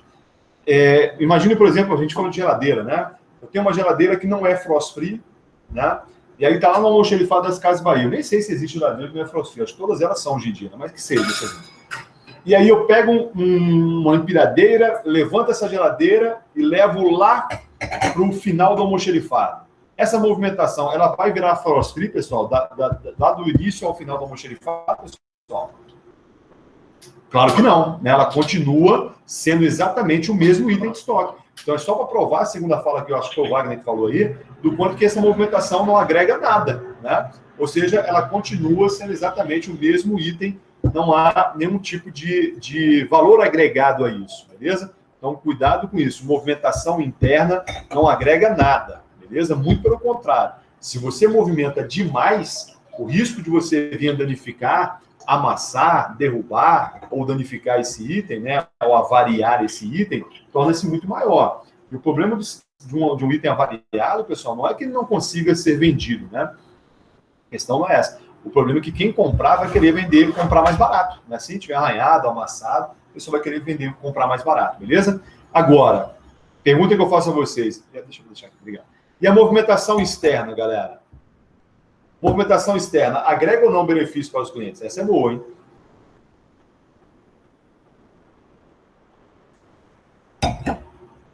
Movimentação externa, na opinião de vocês, né? Alguém pode pensar, tem a ver com transporte? Exatamente isso que eu estou querendo dizer. Eu acho também que quanto menor a movimentação, melhor, porque pode danificar também nessa movimentação na entrega e tudo, pode acontecer de danificar. Tá, maravilha. Mas aí, nesse momento aqui, Wagner, eu estou pensando, na verdade, em agregar não para a empresa que é a empresa que eu trabalho, não, para a empresa que eu represento. Eu estou falando, na verdade, de agrega benefícios para o cliente final, para aquele cara que está comprando aquele item, entendeu a diferença? Ou seja, para você na condição de Wagner, vamos dar um exemplo aqui, Wagner, olha só. Você está comprando uma camisa do Flamengo pela internet. Tá ouvindo, Wagner? Em São Paulo. Não, São Paulo, não sei nem o que é isso, cara. Você está comprando uma camisa do Flamengo para dar para sua filha. Você quer que a sua filha seja feliz na vida dela aí, tá? E aí, o que acontece aí? O fato de o frete ser gratuito para chegar essa camisa, para você, agregou ou não benefício? E aí? Aí agregou. Aí agregou. Por quê? Né? Na verdade, qual que é a ideia aí? Inclusive, muitos de nós, quem nunca comprou um item na internet exatamente por estar com frete gratuito, né? Às vezes o frete, por exemplo, eu comprei um CD recentemente aí usado, um DVD usado, o frete foi quase o mesmo valor do produto, né? E aí, às vezes, você não quer... Eu só comprei porque realmente é um filme, né, difícil de ser achado e tal, mas, ou seja, o frete, ele é sim um valor que ele agrega benefício. Então, cuidado com isso, galera, olha só. Então, chegamos à conclusão que se eu falo de uma movimentação interna, não agrega nada. Muito pelo contrário. E volto a repetir, a pergunta agrega valor para o cliente e não para a empresa. Porque se fosse para a empresa, Wagner, a sua fala estava correta. Concorda? Porque a mesma preocupação que eu teria de diminuir a movimentação interna, eu também teria essa necessidade com relação aos fatores externos. Agora, eu estou falando com relação ao cliente final. Então, para o cliente final, movimentação interna não agrega nada, muito pelo contrário. E por que é muito pelo contrário, pessoal? Concordam que quanto maior a quantidade de vezes que eu movimentar um item, ele vai ficar mais caro para essa empresa que está movimentando ele? Sem dúvida. Você vamos pensar enquanto contadores agora. Você vai aumentar, por exemplo, o índice ou a possibilidade de arranhar, de amassar, de danificar, ou até mesmo perder aquele item que ele pode cair, estragar. Você vai ter também um salário associado àquela pessoa, aquele profissional que manipula aquela empilhadeira. Perfeito? Para vocês terem ideia, galera, uma simples empilhadeira como essa que a gente vê aí, no atacadão, o tempo de treinamento médio para que um funcionário esteja qualificado para manipular esse equipamento é de 40 horas. Ou seja, é um dinheirinho alto que se investe na qualificação desse profissional. E fora que você tem também, voltar a pensar como contadores nesse momento, você tem também uma depreciação associada a esse equipamento. Né? Para quem esqueceu, o que a depreciação faz com os bens patrimoniais? Ela diminui o valor do bem ao longo do tempo. Né? Então, ou seja, a despesa com depreciação. Em algum momento vocês devem estudar isso aí com calma, se já não estudaram em matérias anteriores. Mas, ou seja, está jogando fora alguma coisa na empresa. Então, essa depreciação, ela pensando, né, nesse momento que nós estamos falando de gestão de estoques, ela é sim uma despesa que ela é impactante no resultado de uma empresa. Tudo bem? Então, voltando para cá, esse foi o penúltimo objetivo, que foi a diminuição da movimentação. Palavrinha boa aqui, galera. Mais um termo em inglês, tá? Já falei para vocês que eu particularmente não gosto, que são os anglicismos, né? Mas que é importante que vocês saibam, tá? Se não me engano, layout também se escreve assim, ó. Layout, né? Se não me engano é assim em português, tá? Mas, enfim, não tenho certeza. Mas é mais habitual nessa parte da matéria ser colocado como um anglicismo layout. Galera, vamos olhar para cá rapidamente, daqui a pouco eu volto para aí, tá? Esse exemplo do Walmart que eu dei aqui, galera, é um exemplo legal no seguinte sentido. O Walmart, há um tempo atrás, que inclusive até ele cessou as operações no Brasil, né? O Walmart vendeu aí para um grupo americano chamado Big. Inclusive, até me surpreendi com essa venda, porque o Walmart é uma das maiores empresas do mundo. Não sei se vocês sabem disso, mas é uma notícia muito ruim, na minha opinião, o Walmart ter deixado o Brasil nesse sentido aí. Mas não vamos entrar no aspecto econômico, deve ter um pouco político disso, mas não deixa de ser uma informação ruim, pelo menos na minha interpretação. Então, há um tempo atrás, esses caras tiveram um problema com o item de estoque que nós conhecemos, que é a fralda. E qual que é o aspecto negativo da fralda sobre a ótica da gestão de estoques? Primeiro, que ela é muito grande, né, fisicamente falando. Deixa eu voltar para cá.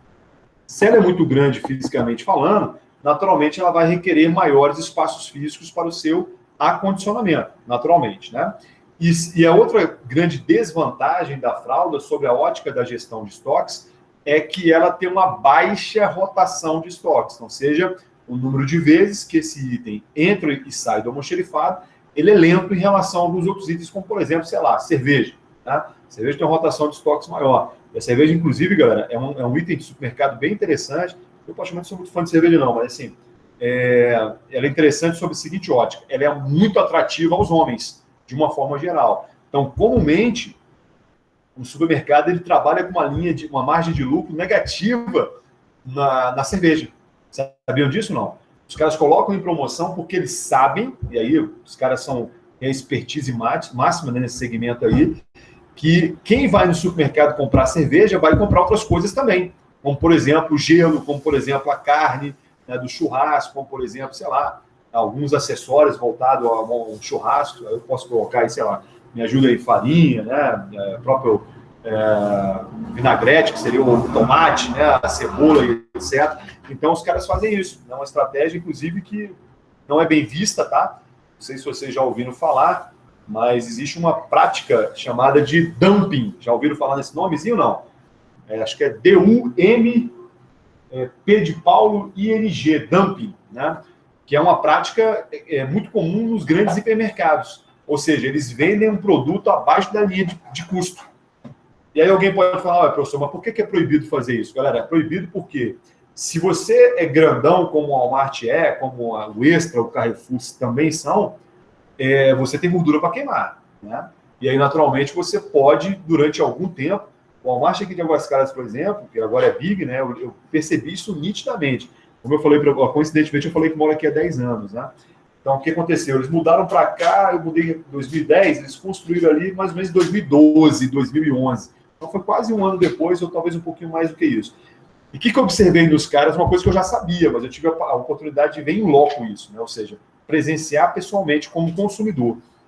Eles chegam, como chegaram aqui, com um preço muito baixo, né? Ou seja, estou falando do supermercado de uma forma geral.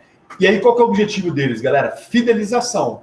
Por exemplo, não sei os pais de vocês. Minha mãe tem 83 anos, minha mãe, ela, desculpa, a palavra é essa mesmo. Ela tem um tesão no Carrefour, que é uma coisa assim de louco. Eu acho que o sonho dela é encontrar um francês num corredor, que o Carrefour é francês, né? Só pode ser isso, porque ela só gosta de ir no Carrefour. E o pessoal mais velho, olhem para os pais de vocês, para os avós, principalmente, vocês que são bem jovens, são muito fidelizados com a questão de marca. Né? Ah, prefere tal supermercado, prefere aquele. Então, diferentemente de nós, né? Vou me incluir, sei que eu sou mais velho do que a maioria de vocês, mas nós não temos muito essa fidelização, não. Quem é mais jovem, então, é que não tem mesmo. Né? O pessoal mais jovem não está nem aí, está querendo economizar, pagar mais barato, ou ir num lugar que é mais próximo, né? Etc. Então, o que aconteceu? Inclusive, no restaurante que eles tinham, que não tem, depois reabriu, mas que era do próprio Walmart, eles tinham aqueles pratos tipo girafas, né? Que é chamado de grelhado, se não me engano. E aí o preço lá, eu gostava muito lá na época, era tipo R$12, era tipo R$11, tipo arroz, feijão, uma carnezinha ali, uma salada, basicamente era isso. 12 e 11 reais. E aí, passados exatamente um ano, os caras duplicaram o valor. De 11, 12 reais passou para 20, 22 reais. Mas qual que é a ideia dos caras ao fazer isso? A fidelização. E aí uma fidelização também de tempero, né? Ou seja, o cara, a maioria, não eu, que eu já estava ligado com isso, pô, dou valor para acabar no meu dinheiro, jamais eu faria isso. De continuar comendo, porque eu gostava da comida, etc. O fator preço é importante. Né? Então, ou seja, mas muita gente não se atenta a isso, e eles sabem disso, e aí eles continuam praticando isso onde eles chegam. Né? Chegam arrebatadores com preços baixos, fidelizam e depois começam, entre aspas, a empurrar a faca com um pouquinho mais de força, entendeu? Então, é legal a gente ver isso na prática.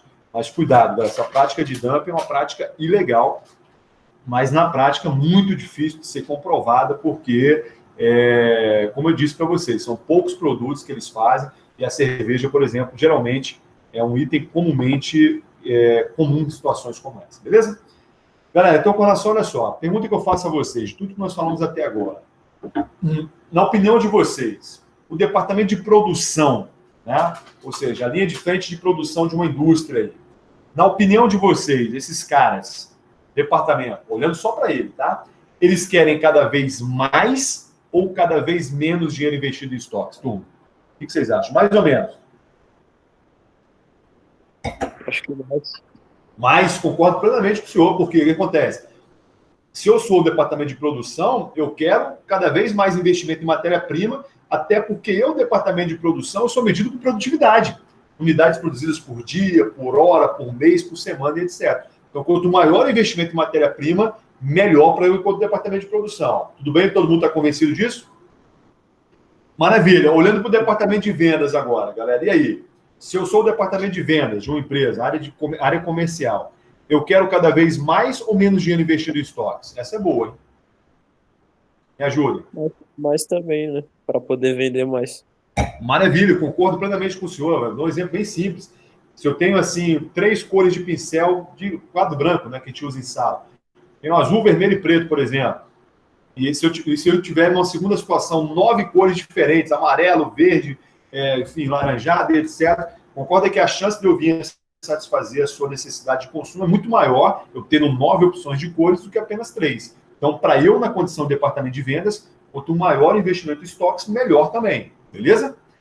E o departamento financeiro, hein, galera? Esses caras querem cada vez mais ou menos dinheiro investido em estoques? Menos. Exatamente, menos, né? Por que menos, galera? Aí é um departamento que a gente conhece muito bem, né?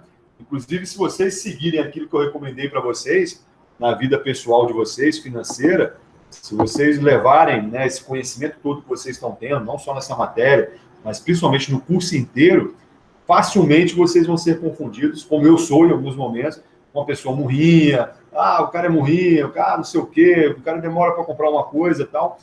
Por quê, galera? Porque a gente tem conhecimento, né? E ter o conhecimento, nesse caso, é libertador nesse sentido. Então, o departamento financeiro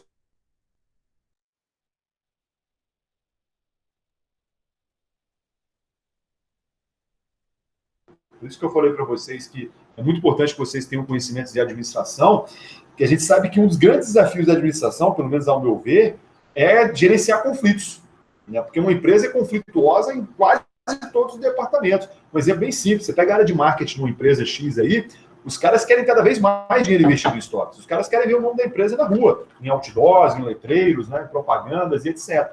E do outro lado, você tem o departamento financeiro que pensa o contrário, né, que quer que a empresa ganhe cada vez mais dinheiro utilizando a menor quantidade de recursos, né? Então, quando chega nessa parte da matéria, eu lembro de uma figura que eu particularmente admiro, que é todo mundo odeia o Cris, lá, o pai dele, que é o Július. Todo mundo já ouviu falar nessa figura aí, não já? Né? O que acontece ali? Inclusive, ele é meu ídolo. Nossa, viu? Eu não sou de ter ídolo, não, mas esse cara eu gosto dele. Eu acho ele sensacional, porque eu lembro de um exemplo.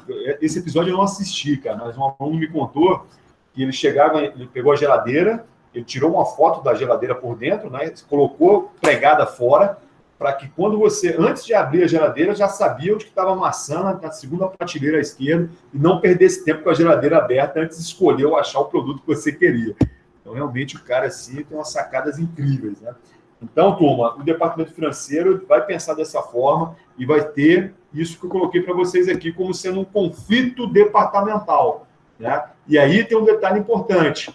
A contabilidade, a gestão de estoques, podemos confundir nesse momento, vai ter um objetivo muito claro aqui, de gerenciamento desse conflito, né? Porque se eu tenho um departamento de produção que quer cada vez mais dinheiro investido em estoques, departamento de vendas que também quer cada vez mais dinheiro investido em estoques, e eu tenho um departamento financeiro, eu, na condição de gestor de estoques, vou ter que estar abastecendo, por isso eu coloquei aqui, ó, voltando para a tela. Esse objetivo último aqui que eu falei aqui, ó. Deixa eu ver se eu volto. Aqui, ó. Opa. Aqui, abastecer os diversos departamentos da empresa com materiais de forma a não comprometer a operacionalidade da empresa. Galera, o que quer dizer operacionalidade? Turma, é o funcionamento. Então, ou seja, eu vou ter que trabalhar com essas divergências, lembrando que eu, na condição de departamento de estoques, ou gestão de estoque, obrigado, eu vou ter uma preocupação de abastecer todos eles, né, em suas características. Né? Ou seja, alguns vão necessitar mais, outros menos, mas é minha função abastecer todos esses departamentos. Perfeito? Pessoal, tudo bem com relação a essa relação conflituosa entre esses três departamentos? Tranquilo. Maravilha, então entenderam o nosso desafio aqui, e aí é o que eu falo, por isso que cada vez mais eu sei, né, por mais que eu não conheça todos vocês muito bem, até que nem deu tempo ainda, né, tivemos poucas aulas presenciais, acho que com exceção do Wagner, talvez mais uma ou duas pessoas, eu já conhecia previamente, mas galera, é por isso que quando a gente fala, né, eu sempre na condição de professor, eu falo muito isso, e até de maneira repetitiva, é muito importante que vocês não sejam bons somente tecnicamente, que vocês não conheçam a contabilidade somente do seu ponto de vista técnico, né? Fechar balanço, fazer um balancete, fazer uma DRE, que inclusive a gente vai estudar a DRE em breve também, uma demonstração do resultado do exercício, aplicar uma fórmula de índice de liquidez, calcular a rentabilidade. Galera, isso qualquer pessoa faz. Não falo qualquer pessoa que tem um conhecimento, como vocês estão tendo, né? Agora, ser didático, ter um bom relacionamento interpessoal, isso é uma coisa que a gente tem que estar trabalhando sempre, galera. Eu sempre falo isso. Em Brasília, eu não sou daqui, mas me considero, moro aqui há 30 anos, apesar de sou de Franca, interior de São Paulo, mas é notório que nós moramos numa cidade, perdoe-me quem é daqui, mas não estou querendo falar mal da cidade, estou falando uma coisa que é um fato. Eu sempre costumo dizer que falar a verdade não é mentir, né? Não é você falar mal, desculpa, falar a verdade não é falar mal, é falar a verdade. Então, as pessoas daqui, como regra, são pessoas muito fechadas, tá? Então, são pessoas que têm uma certa dificuldade de se expressar, muitas vezes por timidez, muitas vezes porque são assim mesmo, etc. Agora, cuidado com essa frase, pessoal. Eu sou assim mesmo, né? Cuidado. Eu acho que ser assim mesmo, estava até vendo ontem eu lembrei, eu estava no pessoal de comunicação organizacional, lembrei de uma música do Gabriel Pensador, cara. Nossa, muitos anos que eu não ouço essa música aí. Eu não lembro da música inteira, mas ele fala uma frase que eu achei sensacional, que é bem oportuno para vocês refletirem nessa noite de sexta-feira aí, galera. Ele fala o seguinte, que seja você mesmo, não sendo o mesmo. Olha que frase legal. Seja você mesmo, não sendo o mesmo. Né? Ou seja, não é da minha época não, galera. Minha época atual. Eu só lembro da Anitta para cá, que fique bem claro, tá? Mas Na época do Raul Seixas lá, ele falava que não, eu prefiro ser essa metamorfose ambulante do que ser aquela velha opinião formada sobre tudo, né? A mesma coisa. Então, hoje, e aí fica a reflexão para vocês, a necessidade de vocês se desenvolverem nesse relacionamento interpessoal e falar em público, ela é notória para quem quer ter sucesso no mercado de trabalho. Caso contrário, você vai estar se limitando. Eu entendo, né, que todo mundo não quer ser limitado, muito pelo contrário. Queremos ser amplos e plenos em qualquer circunstância. Beleza? Pessoal, com relação à classificação dos materiais, isso daqui vocês vão estudar com muita calma. Vocês já tiveram contabilidade de custos, galera? Ainda não. Ainda não, né? Vocês estão em qual semestre vocês estão? É quinto ou quarto? Ou terceiro? Terceiro. Terceiro, né? Eu acho que estão tendo no quinto semestre. Então tem uma matéria chamada custo. Eu e o Rodrigo, a gente está no quarto. Vocês são quarto ou terceiro? Tem alguém no quinto de vocês? Não. Eu acho que deve ter, mas talvez não sei se está assistindo a aula. É verdade, eu até acho que deve ter mesmo, mas eu não, enfim. Mas vocês vão estudar uma matéria chamada contabilidade de custos. Pessoal, eu acho uma matéria interessantíssima, tá? Eu, inclusive, confesso que quando eu estudei na faculdade, eu tive uma certa dificuldade, porque ela é muito detalhista, né? Ela vai fazer, por exemplo, só para vocês, só para instigar a curiosidade de vocês, ela vai fazer, por exemplo, com que você tenha uma preocupação na formulação do preço de alguma coisa, né? Então, por exemplo, aí você fala assim, professor, mas é fácil fazer isso. Bem, depende, né? Se eu sou uma empresa comercial, eu concordo que é fácil. Eu compro e vendo eletrônicos. Vou lá na Feira do Paraguai, tem uma banquinha lá, eu compro essa calculadora por R$100, um exemplo, né? Aí eu quero uma margem de lucro de 20%. Eu vou vendê-la por 120. Cada vez que eu vendo, eu embolso aí 20% de lucro. Maravilha. Agora, se eu sou o fabricante dessa calculadora, é um pouco diferente, né? Por que vai ser diferente? Só para você aguçar um pouco a curiosidade de vocês. Vai ser diferente porque... Vamos sair da calculadora, que eu não conheço muito bem essa área. Vamos falar de uma pizza, por exemplo, a sua pizzaria da esquina, né?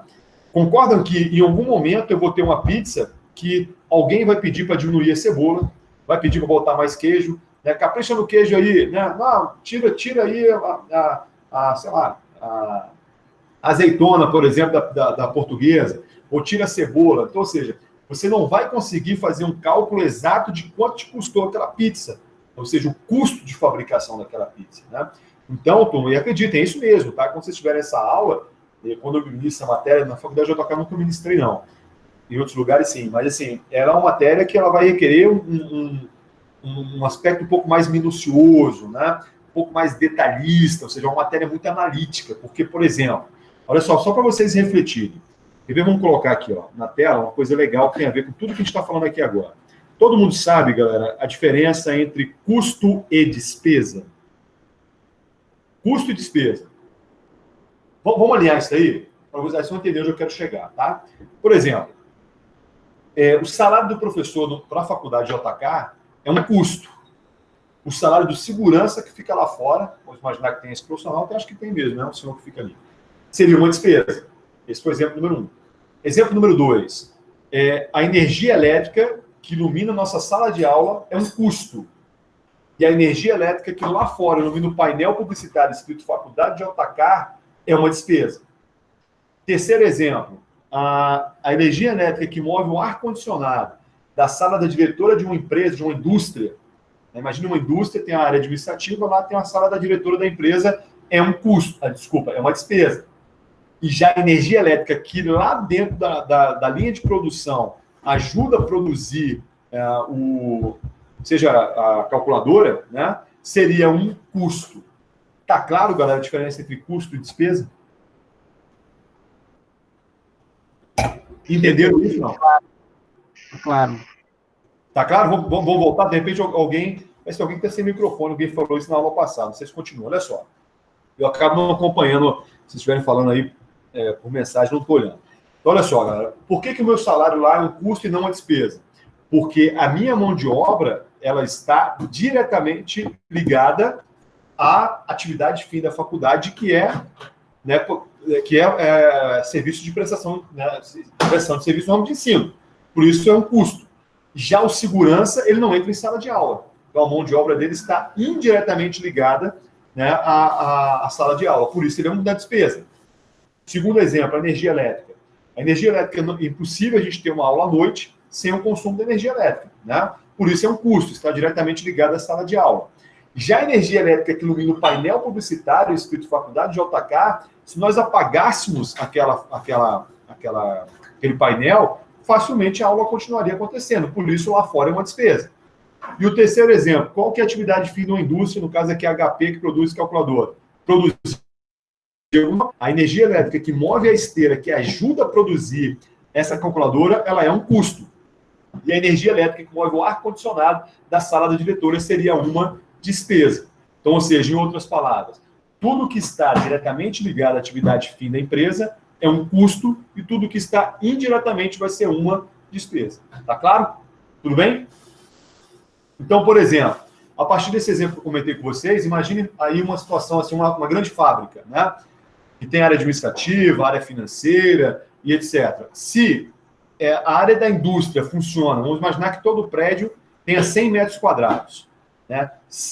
Como é que eu vou pegar o aluguel desse prédio? Vamos imaginar que seja um prédio alugado. Seria justo eu pegar esses 100 metros quadrados, sei lá, 10 mil reais, e alocar somente para a linha de produção, galera? Concordam que não? Se eu estou falando de linha de produção, estou falando de custo.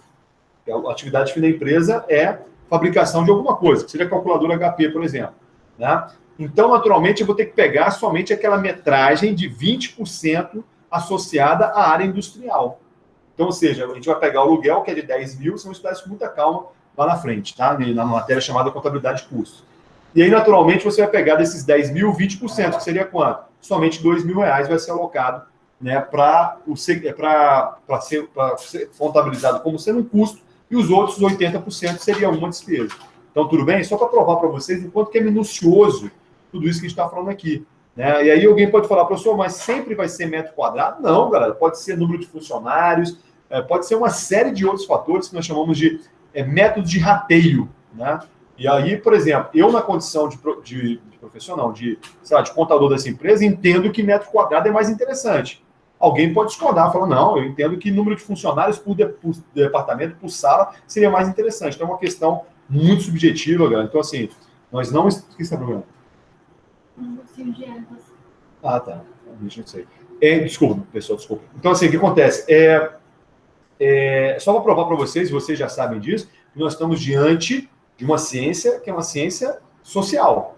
Ela não é uma ciência exata. Então, não é isso e acabou, de maneira nenhuma, muito pelo contrário. Tanto que nessa matéria, uma das coisas que eu prometi para vocês, e espero cada aula cumprir, né, é trabalharmos a nossa subjetividade, a nossa individualidade, porque não é porque eu sou professor que a minha ideia quanto a algum assunto ela vai ser a melhor. Não, vou estar fazendo um conteúdo para vocês e vocês vão escolher, né, dentro da individualidade de cada um que é melhor, beleza? Então, voltando para cá, essa relação entre custo e despesa. Então, voltando ainda mais para cá, aqui, ó.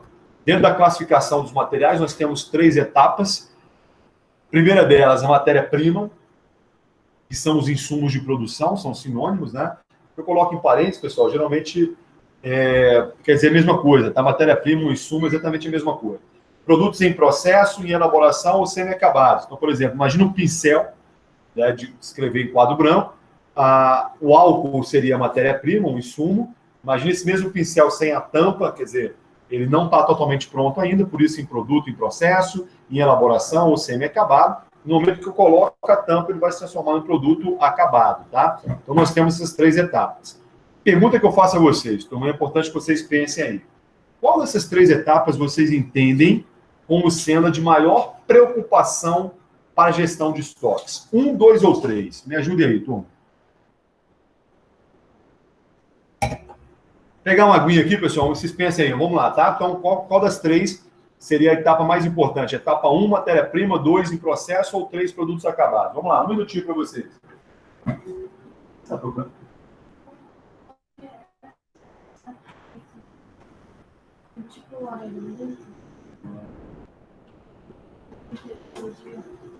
Vou colocar aqui nesse aqui hoje.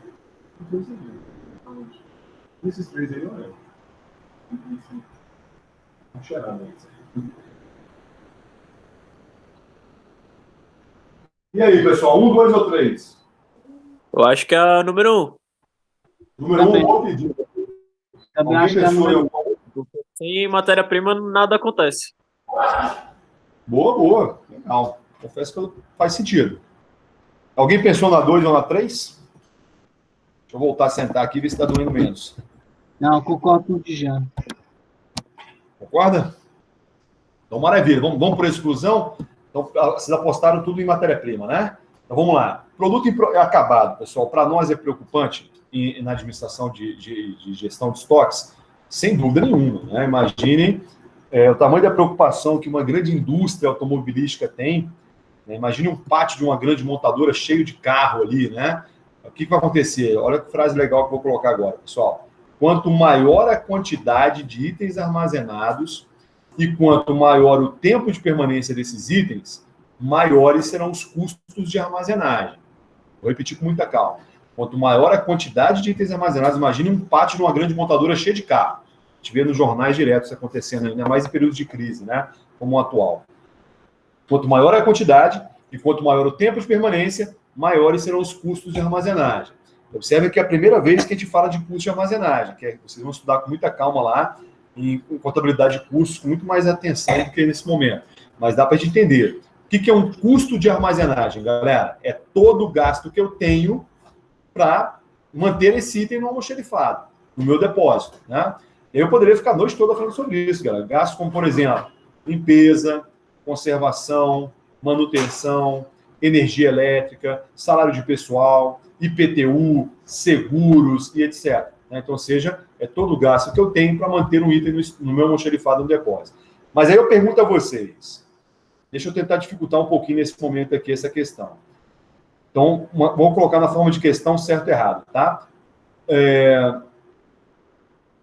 Então, quanto maior a quantidade, quanto maior o tempo de permanência, maiores serão os custos de armazenagem. Até aqui a questão está correta. Mas julgue o seguinte, mas esses custos não chegam a zero se o estoque for zero. Certo ou errado, galera?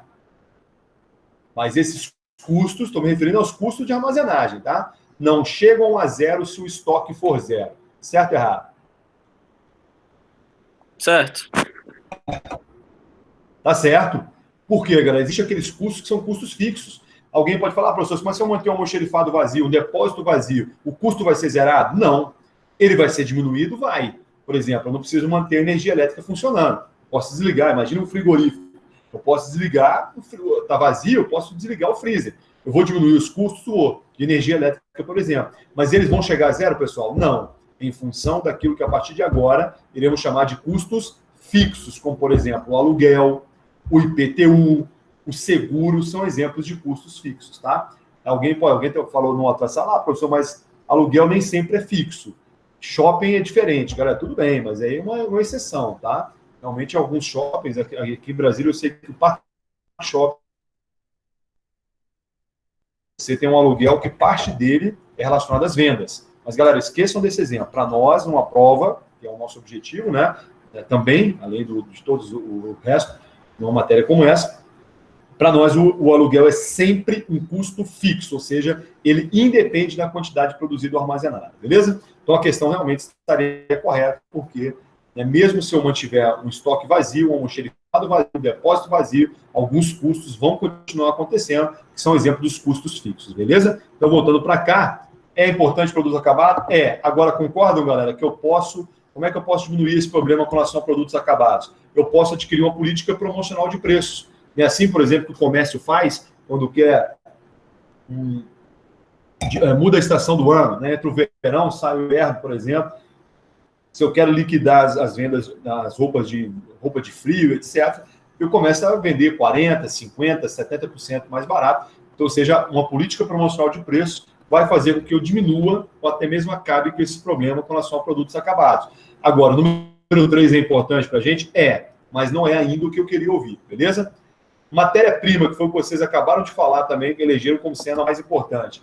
É importante? Claro que é, concordo plenamente com vocês. Se não tiver matéria-prima, você não vai ter as outras etapas. Agora, concordam, galera, que é uma preocupação que pode ser diminuída ou até mesmo acabada se eu adquirir um contrato de compra e venda junto ao meu fornecedor, que vocês que são bons em direito, não sei se é o caso, não é meu caso, mas que você, através de assinatura de um contrato, você tem a obrigatoriedade ou direitos e obrigações que são recíprocos. Então, eu na condição de cliente, você na condição de meu fornecedor ou fornecedora, naturalmente eu vou estar muito mais respaldado que, de fato, essas condições serão cumpridas. Então, quem pensou em preocupação, matéria-prima, é preocupante sim, mas ainda não é o que eu queria ouvir, perfeito? Então, e vou justificar para vocês. Então, das três, a resposta mais adequada, seria mais correta, se é que eu posso dizer assim, seria a etapa número 2, que seria produtos em processo. Por quê, galera? Primeira pergunta que eu faço a vocês, turma, com relação à questão de produtos em processo, né? É função, essa pergunta é boa. Vou perguntar, na verdade, não vou perguntar não, só para vocês pensarem, tá? É função do almoxarifado acondicionar produtos em processo? Vamos diferenciar o almoxarifado de depósito para a gente, galera? Para nós não é a mesma coisa, tá? O almoxarifado, depois a gente vai... vamos colocar isso no caderno, pessoal? Pode ser? Não, aliás, deixa eu ver se tem aqui. Eu acho que tem até aqui. Peraí. Não, nós temos aqui. Depois vocês tiram um print aí, tá? Nós temos o almoxarifado, essas 5 funções que eu listei para vocês aqui. Quais são elas? A primeira delas é a função recebimento, ou seja, seria a conferência. Ou seja, eu estou conferindo esses itens que estão adentrando fisicamente ao meu almoxarifado, beleza? Segunda função catalogação. O que é catalogar, pessoal? É identificar, classificar. Então, aí você tem, por exemplo, a figura do código de barras. É a forma como esse item foi catalogado ou identificado, beleza? Terceira etapa, movimentação interna. Chegamos ao entendimento, inclusive, que a ideia é sempre a menor movimentação possível. Só voltar naquele slide anterior, já falamos sobre isso hoje, inclusive. Quarta função armazenagem. O que é armazenagem, pessoal? É a guarda física desse item nesse espaço físico. E a quinta e última função é a função distribuição. O que é a função distribuição, pessoal? Atendimento de requisições. Você pega, por exemplo, aí, sei lá, a Secretaria de Educação do Distrito Federal, você tem uma regional de ensino de Taguatinga solicitando cadeiras e carteiras, e lá no CIA tem uma central de distribuição de cadeiras e carteiras. A minha função de distribuição propicia o atendimento dessas requisições. Então, pessoal, ficou claro o que é o almoxarifado e suas 5 funções? Beleza? E ao depósito, nós temos uma função única chamada armazenagem. Então, ou seja... Então, professor, mas eu tenho que saber essa diferença? Galera, é importante para nós sim, tá? Porque, assim, num bate-papo informal, eu até posso confundir isso, posso chegar para alguém que trabalha junto comigo ali, né, para o Dejan, por exemplo, falar, vamos dar um pulinho ali no almoxarifado, vamos dar um pulinho no depósito, então eu posso trocar essas figuras, né? Tem gente que até fala assim, vamos lá no estoque, né, assim que é comumente colocado. Cuidado com isso, pessoal. Tudo bem, né? Esse bate-papo informal, se eu usar o nome estoque, o Dejan vai entender o que eu estou falando. Maravilha. Agora, tecnicamente, são locais totalmente diferentes. Inclusive, para nós, o estoque não é o espaço físico. O espaço físico, para nós, das duas, uma. Ou é almoxarifado ou é depósito. E, naturalmente, o estoque é o bem, é o item que está sendo guardado dentro desse espaço físico. Beleza? Então, uma vez que agora nós sabemos diferença. A pergunta que eu agora sim fico à vontade de falar para vocês é função do almoxarifado, que é esse cara que eu acabei de apresentar para vocês, armazenar produtos em processo, galera. O que vocês acham? É ou não?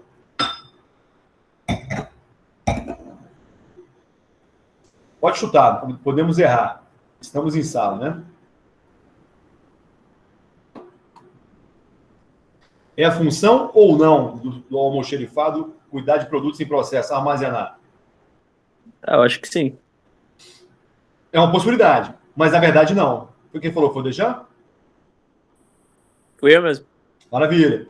Então, galera, não. Porque, olha só, o almoxarifado ele vai condicionar matéria-prima, que seria o número 1, e a número 3, que produtos acabados. E aí, toda vez que eu chego nessa parte da matéria, eu lembro de um aluno uma vez, que talvez pensou muito parecido com o que o senhor acabou de pensar aí. Ele falou assim, professor, mas olha só que exemplo legal que ele deu. Ele falou assim, lá no alambique de cachaça do meu pai na Bahia, eu já fiquei com vontade de ser amigo desse cara, né? Imagina, o cara é dono de um alambique de cachaça, maravilha. O nosso produto em processo, professor, que é a cachaça, é acondicionado no barril de carvalho, que é o nosso depósito, que é o nosso almoxarifado. E aí, tá certo ele, galera? Tá. Perfeito? E aí pode ser bebida de sua preferência, pode ser o vinho, pode ser o uísque, pode ser o saquê, até a própria cachaça. Aquele período que ela fica lá para descansar, né, para ganhar uma coloração diferente, sabor diferente, ela é sim um produto em processo e ela está sim no almoxarifado. Inclusive, ela vai só se transformar em produto acabado, galera, quando ela for o quê? Engarrafada.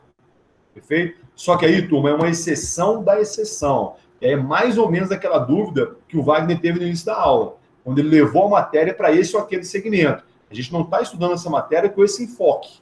O que não quer dizer que em algum momento você tenha, professor, eu trabalhei em tal empresa, em tal segmento, como é que você acha que aconteceria se fosse uma empresa? Aí sim, a gente direciona, tá? Mas a minha ideia nesse momento aqui é trazer um entendimento global, um entendimento para vocês geral. E eu estou afirmando a vocês que não é função do almoxarifado a condicionar os itens 2. Na verdade, ele vai condicionar quem? O 1, que é a matéria-prima, e o número 3, que é o produto acabado. Perfeito?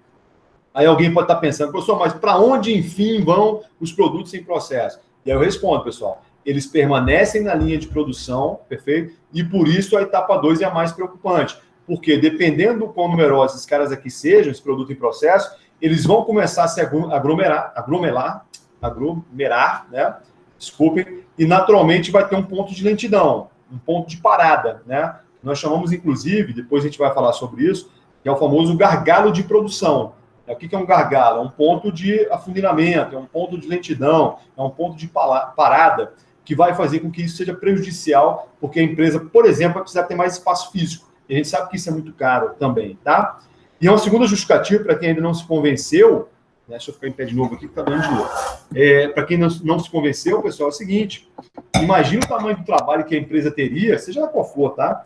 Em você, assim, hoje, vamos imaginar que seja quinta-feira hoje, às 6 horas da tarde, minha fábrica feche, eu pego esses itens que estavam na linha de produção, carrego fisicamente esses itens, levo lá para o almoxarifado para serem guardados, para que amanhã, vamos imaginar que seja um dia útil, sexta-feira, às 8 horas da manhã, quando a fábrica reabrisse, eu pegasse esses itens, levasse para a linha de produção para que fossem concluídos. Então, ou seja, nós teríamos aí um risco maior de perdas, de danos, de deteriorização. Por isso que eu volto a repetir para vocês, não é função do almoxarifado condicionar produtos e processos, eles vão condicionar o quê? Matéria-prima e produtos acabados, perfeito? E é exatamente por isso, voltando para a tela lá, que a etapa 2 é a mais preocupante. Mas viu, Dejan, aquilo que você falou de matéria-prima, que alguém até concordou com você, não está errado, não. Tanto que a minha pergunta, na verdade, foi a mais preocupante, a que se sobressai em relação às outras. Então, a matéria-prima, ela é sim, assim, com produtos acabados, mas, porém, por essas justificativas que eu trouxe para vocês, a etapa 2 ela acaba sendo a mais preocupante para nós. Perfeito? Pessoal, tranquilo com relação a esse entendimento? Alguma pergunta?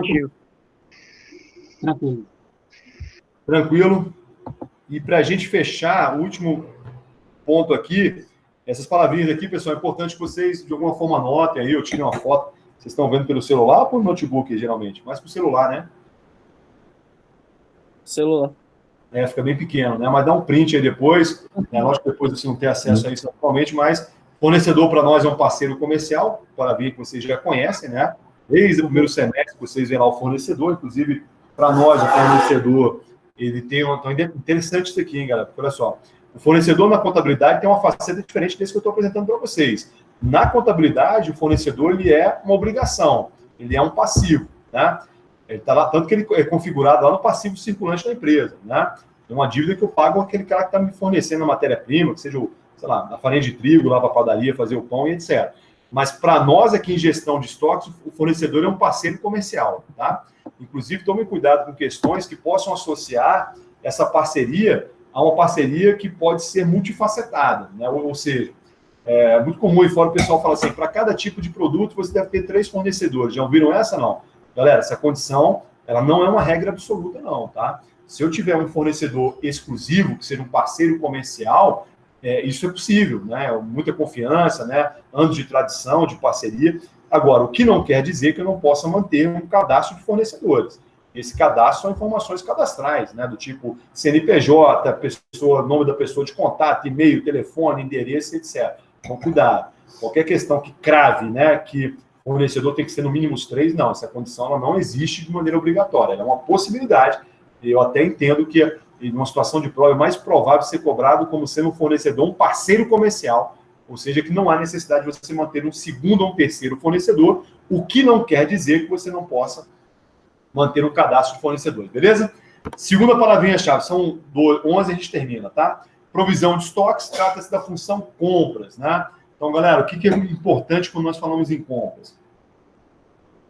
Só pensar na condição de nós como consumidores, né? O preço é importante, galera? Claro, né? A questão do preço é associada à quantidade, que seria o item 2, ou seja, a capacidade produtiva. Então, é muito importante que eu tenha um fornecedor que me atenda com relação a preço, me atenda com relação à capacidade produtiva, que seria a quantidade, que tenha qualidade, que seria o item 3, né? O item 4, condições de pagamento, se essa aqui não existe, naturalmente. E, por último, prazo de entrega. Então, ou seja, de que adianta eu ter um fornecedor que tenha 4 dessas características, preço, capacidade produtiva, qualidade, condições de pagamento, mas na hora de me entregar, ele entrega atrasado. Então, não é interessante. Então, eu digo a vocês que, nesse caso aqui, a regra que os 5 itens eles são igualmente importantes. Mas vocês concordam que, dependendo do segmento que a empresa atue, um desses 5 itens, pessoal, acaba sendo menos ou mais importante? Eu provo isso para vocês. Por exemplo, você vai numa lojinha de R$1,99 ali em Taguatinga Centro, por exemplo, né? Qual desses itens é mais importante quando eles compram para revender? O item preço, né? Porque ele tem um público que está pouco se lixando com a qualidade. Né? O que importa é pagar barato. Tem um público interessante nesse sentido aí. Agora, se você vai num Casa Parque da vida, no Iguatemi, já é o contrário. Né? Ali você tem um público muito mais exigente, que vai exigir, né, a exclusividade. A gente sabe que tem isso. Pode não ser o seu caso, nem o meu. Mas tem pessoas que se incomodam. Até dei um exemplo, não sei que matéria que eu estava falando sobre isso. Não foi com vocês, não. Vocês já ouviram falar no Mercedes Classe A, que é um automóvel? Vocês lembram desse modelo, não? Foi lançado mais ou menos em 2002, eu não sei até quando ele foi fabricado, não. Mas para quem não sabe essa história, vocês já viram esse carro, não? E assim? Carro pequenininho, né? Ele é um carro alto, né? E se tivesse uma colisão frontal, o motor iria para baixo do carro, né? Não pegaria as pessoas que estariam na frente ali. Interessante. Mas, enfim, foi um dos maiores tiros no pé que a Mercedes deu. Porque o público da Mercedes é um público extremamente exigente e é um público extremamente exclusivo. São carros aí, nem sei, eu particularmente nunca achei os carros da Mercedes muito bonitos, não. Mas são carros reconhecidamente mundialmente como sendo muito bons, né, e associados a pessoas bem-sucedidas, etc. Mas são carros que valem acima de 100 mil, 300 mil, 400 mil, são carros caros.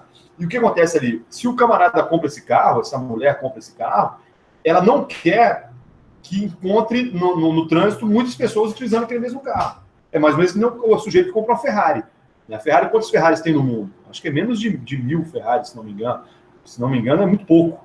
Né? São pessoas multimilionárias. 100.000 seria talvez pouco, mas que seja 5.000. Imagine quantos Gols tem no Brasil. São milhares, né? Então, é isso que eu estou querendo dizer para vocês. Esse público da Mercedes é um público seleto. É um público que exige exclusividade.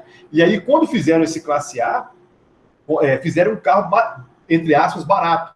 Era um carro, sei lá, na época custava, não sei se era 70 mil reais, 50 mil reais, que fez com que muitas pessoas comprassem um Mercedes classe A. E aquele mesmo cara que estava parando num semáforo com um carro de 300 mil, se deparava com um carro com um Mercedes de 50 mil reais. E isso incomodou bastante. Aí você fala assim, pô, professor, que besteira, né? Também acho, galera, mas aí é a qualidade, né, é a classe social de uma pessoa como essa que tem uma preocupação com relação a uma questão como essa. E aí foi um erro da Mercedes, porque não entendo nada de marketing, sou apenas um mero admirador, mas eles popularizaram naquele momento uma estrela, né, que vai no capô do carro, e essa popularização não é comum uma marca como essa. Perfeito? A Ferrari, por exemplo, jamais lançaria um carro barato da Ferrari, jamais. Né, porque eles têm um outro nicho, a ideia deles é pegar um outro público, a gente sabe que é muito exclusivo, perfeito? Então, voltando para cá, a gente entende que, dependendo do segmento que a empresa atua, esse ou aquele item pode ser menos ou mais importante.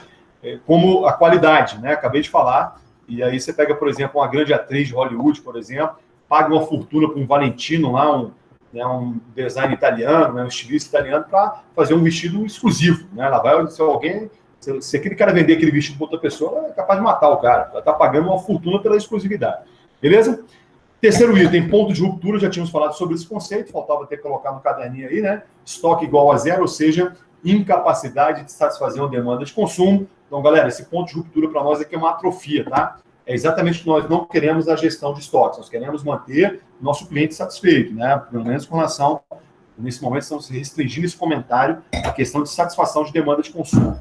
Item número 4, gargalo de produção, já tínhamos falado sobre isso. O que é um gargalo, pessoal? Um ponto de lentidão, é um ponto de parada na linha de produção, beleza? Só lembrar do trânsito, né? Se você tem uma pista, sei lá, pega aí uma IPTG, você vem com 4 ou 5 faixas, chega em Itaguatinga, agora resolveram terminar aquela obra do viaduto ali, né? Mas antes você tinha 2 ou 3 faixas, você tinha um afunilhamento. Dependendo do número de carros que você tinha ali, você tinha um gargalo, né? Um ponto de lentidão. 5, materiais, né? Aquilo que eu falei, itens de difícil transporte e armazenagem. Eu falei para vocês com relação a essas frases, né? Cuidado frágil, foi essa frasezinha aqui que a gente vê muito em caixas, né? Empilhamento máximo 5 caixas, são exemplos de materiais críticos. Galera, poderia ficar a noite toda dando exemplo para vocês de materiais críticos, tá? Sorvete, carnes, tintas, né? Vidros, cristais, são todos exemplos de materiais críticos, ou seja, materiais de difícil armazenagem e transporte. Custo e despesa, já alinhamos, né? Os dois. Então, o custo, sacrifício financeiro para colocar um produto ou serviço em condições de venda, e a despesa, consumo de bem ou serviço, que indiretamente ajudará a produzir uma receita. Observe que os exemplos que eu dei aqui foram os mesmos, né? Tanto para custo, energia elétrica e salário, e de despesa também, mas eu já expliquei isso aqui para vocês. Se é uma energia elétrica na linha de produção de uma indústria, é um custo. Se é uma energia elétrica lá que move o ar-condicionado da sala diretora, é uma despesa. Se é um salário do professor numa faculdade, é um custo. Se é um salário de uma pessoa que trabalha na administração financeira, né, dessa mesma faculdade, seria uma despesa, beleza? O item 8 também já tínhamos falado sobre ele, estamos alinhando, né? Seria o custo de armazenagem, ou custos de armazenagem, estoque não almoxerifado, depósito, exemplo, energia elétrica, aluguel, IPTU, seguros, poderia ficar a noite toda falando sobre eles, são exemplos de custo de armazenagem. Lembrando, que essa parte é importante, que quanto maior a quantidade de itens armazenados, quanto maior o tempo de permanência, maiores serão a armazenagem, não 1 a 0 se o estoque, a essência dos custos fixos. Já falamos 5 número de interna, 4 e 5 distribuição. E essa diferença é o almoxerifado depósito, é uma função única que é a armazenagem. Para ficar bem claro isso, pessoal, um exemplo final aqui, se você pega o Carrefour, por exemplo, eu tinha falado desse exemplo antes, do Carrefour, o Carrefour aqui em Brasília ele tem um centro de distribuição, não sei se é assim que eles chamam, que é o famoso CD, né? Centro de distribuição, que fica ali na saída em direção à Lusiânia, saída sul ali, Gama, né, etc. E ali você tem um centro de distribuição, que é um depósito. E aí cada Carrefour, Taguatinga, Asa Norte, Parque Shopping, vai ter um almoxerifado. Okay? Então essa é a diferença entre almoxerifado e depósito. Então, ou seja, a ideia, inclusive, isso é mais uma curiosidade, mas é legal saber disso, a ideia é que alguém pode perguntar, professor, mas a função armazenagem é a mesma nos dois? Né? Mas a ideia é que você tenha uma armazenagem mais lenta no depósito e mais rápida no almoxerifado. A ideia que a gente tem é sempre essa, tá? E por último, gasto, termo que pode significar tanto um custo como uma despesa. Então, cuidado em situações de prova, você falar assim, determinada empresa teve um custo com energia elétrica, aliás, teve um gasto com energia elétrica de R$1.000, por exemplo, né? Eu não falei para vocês se é um custo ou uma despesa. Você vai ter que interpretar, porque gasto é uma nomenclatura que pode ser utilizada tanto para custo quanto despesa. Agora, você vai ter que interpretar. Se estiver diretamente ligado, é um custo, indiretamente vai ser uma despesa. Pessoal, fechado, galera? Podemos encerrar com segurança, então, a nossa aula de hoje? Beleza, tranquilo. Professor, só uma coisa. Professor, vamos lá. Uma coisa. Seria legal se você conseguir disponibilizar essa aula aí depois para a gente, não só para as pessoas que perderam, que não puderam assistir a aula, mas para a gente também poder rever, né? Claro. Se tiver ficado algum, a gente rever a aula de novo. Se você puder disponibilizar ela ou no nosso grupo de WhatsApp ou no Moodle. Maravilha. Na verdade, no Moodle, eu tentei mandar, dá uma conferida se está lá no Moodle, tá? O que acontece? Como eu falei para vocês, essa ferramenta Moodle para mim era um pouco nova, né? Eu sempre usei muito pouco, e eu tinha uma dificuldade de aprender.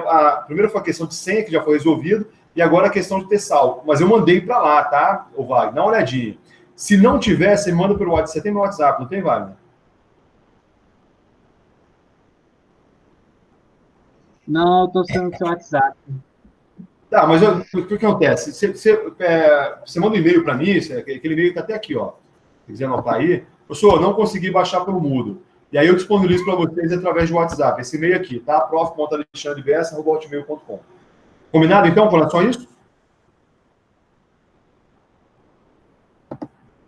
Beleza? Porque a ideia, na verdade, é essa mesma, tá? Inclusive, a própria coordenação, ela está pedindo isso para a gente desde o início, que a gente consiga disponibilizar, então, não só para quem faltou, mas para vocês também ficarem revendo, estudando o conteúdo. Até no nosso caso, que a matéria é muito técnica também, né? E é importante, sem dúvida nenhuma, uma sugestão muito boa. Fechado, pessoal? Fechado. Boa noite, pessoal. Um prazer revê-los, excelente semana e até sexta-feira que vem. Valeu, professor. Boa noite. Valeu, pessoal. Boa noite. Obrigado, professor. Boa noite. Obrigado. Pessoal, Boa noite. Deixa eu interromper essa gravação.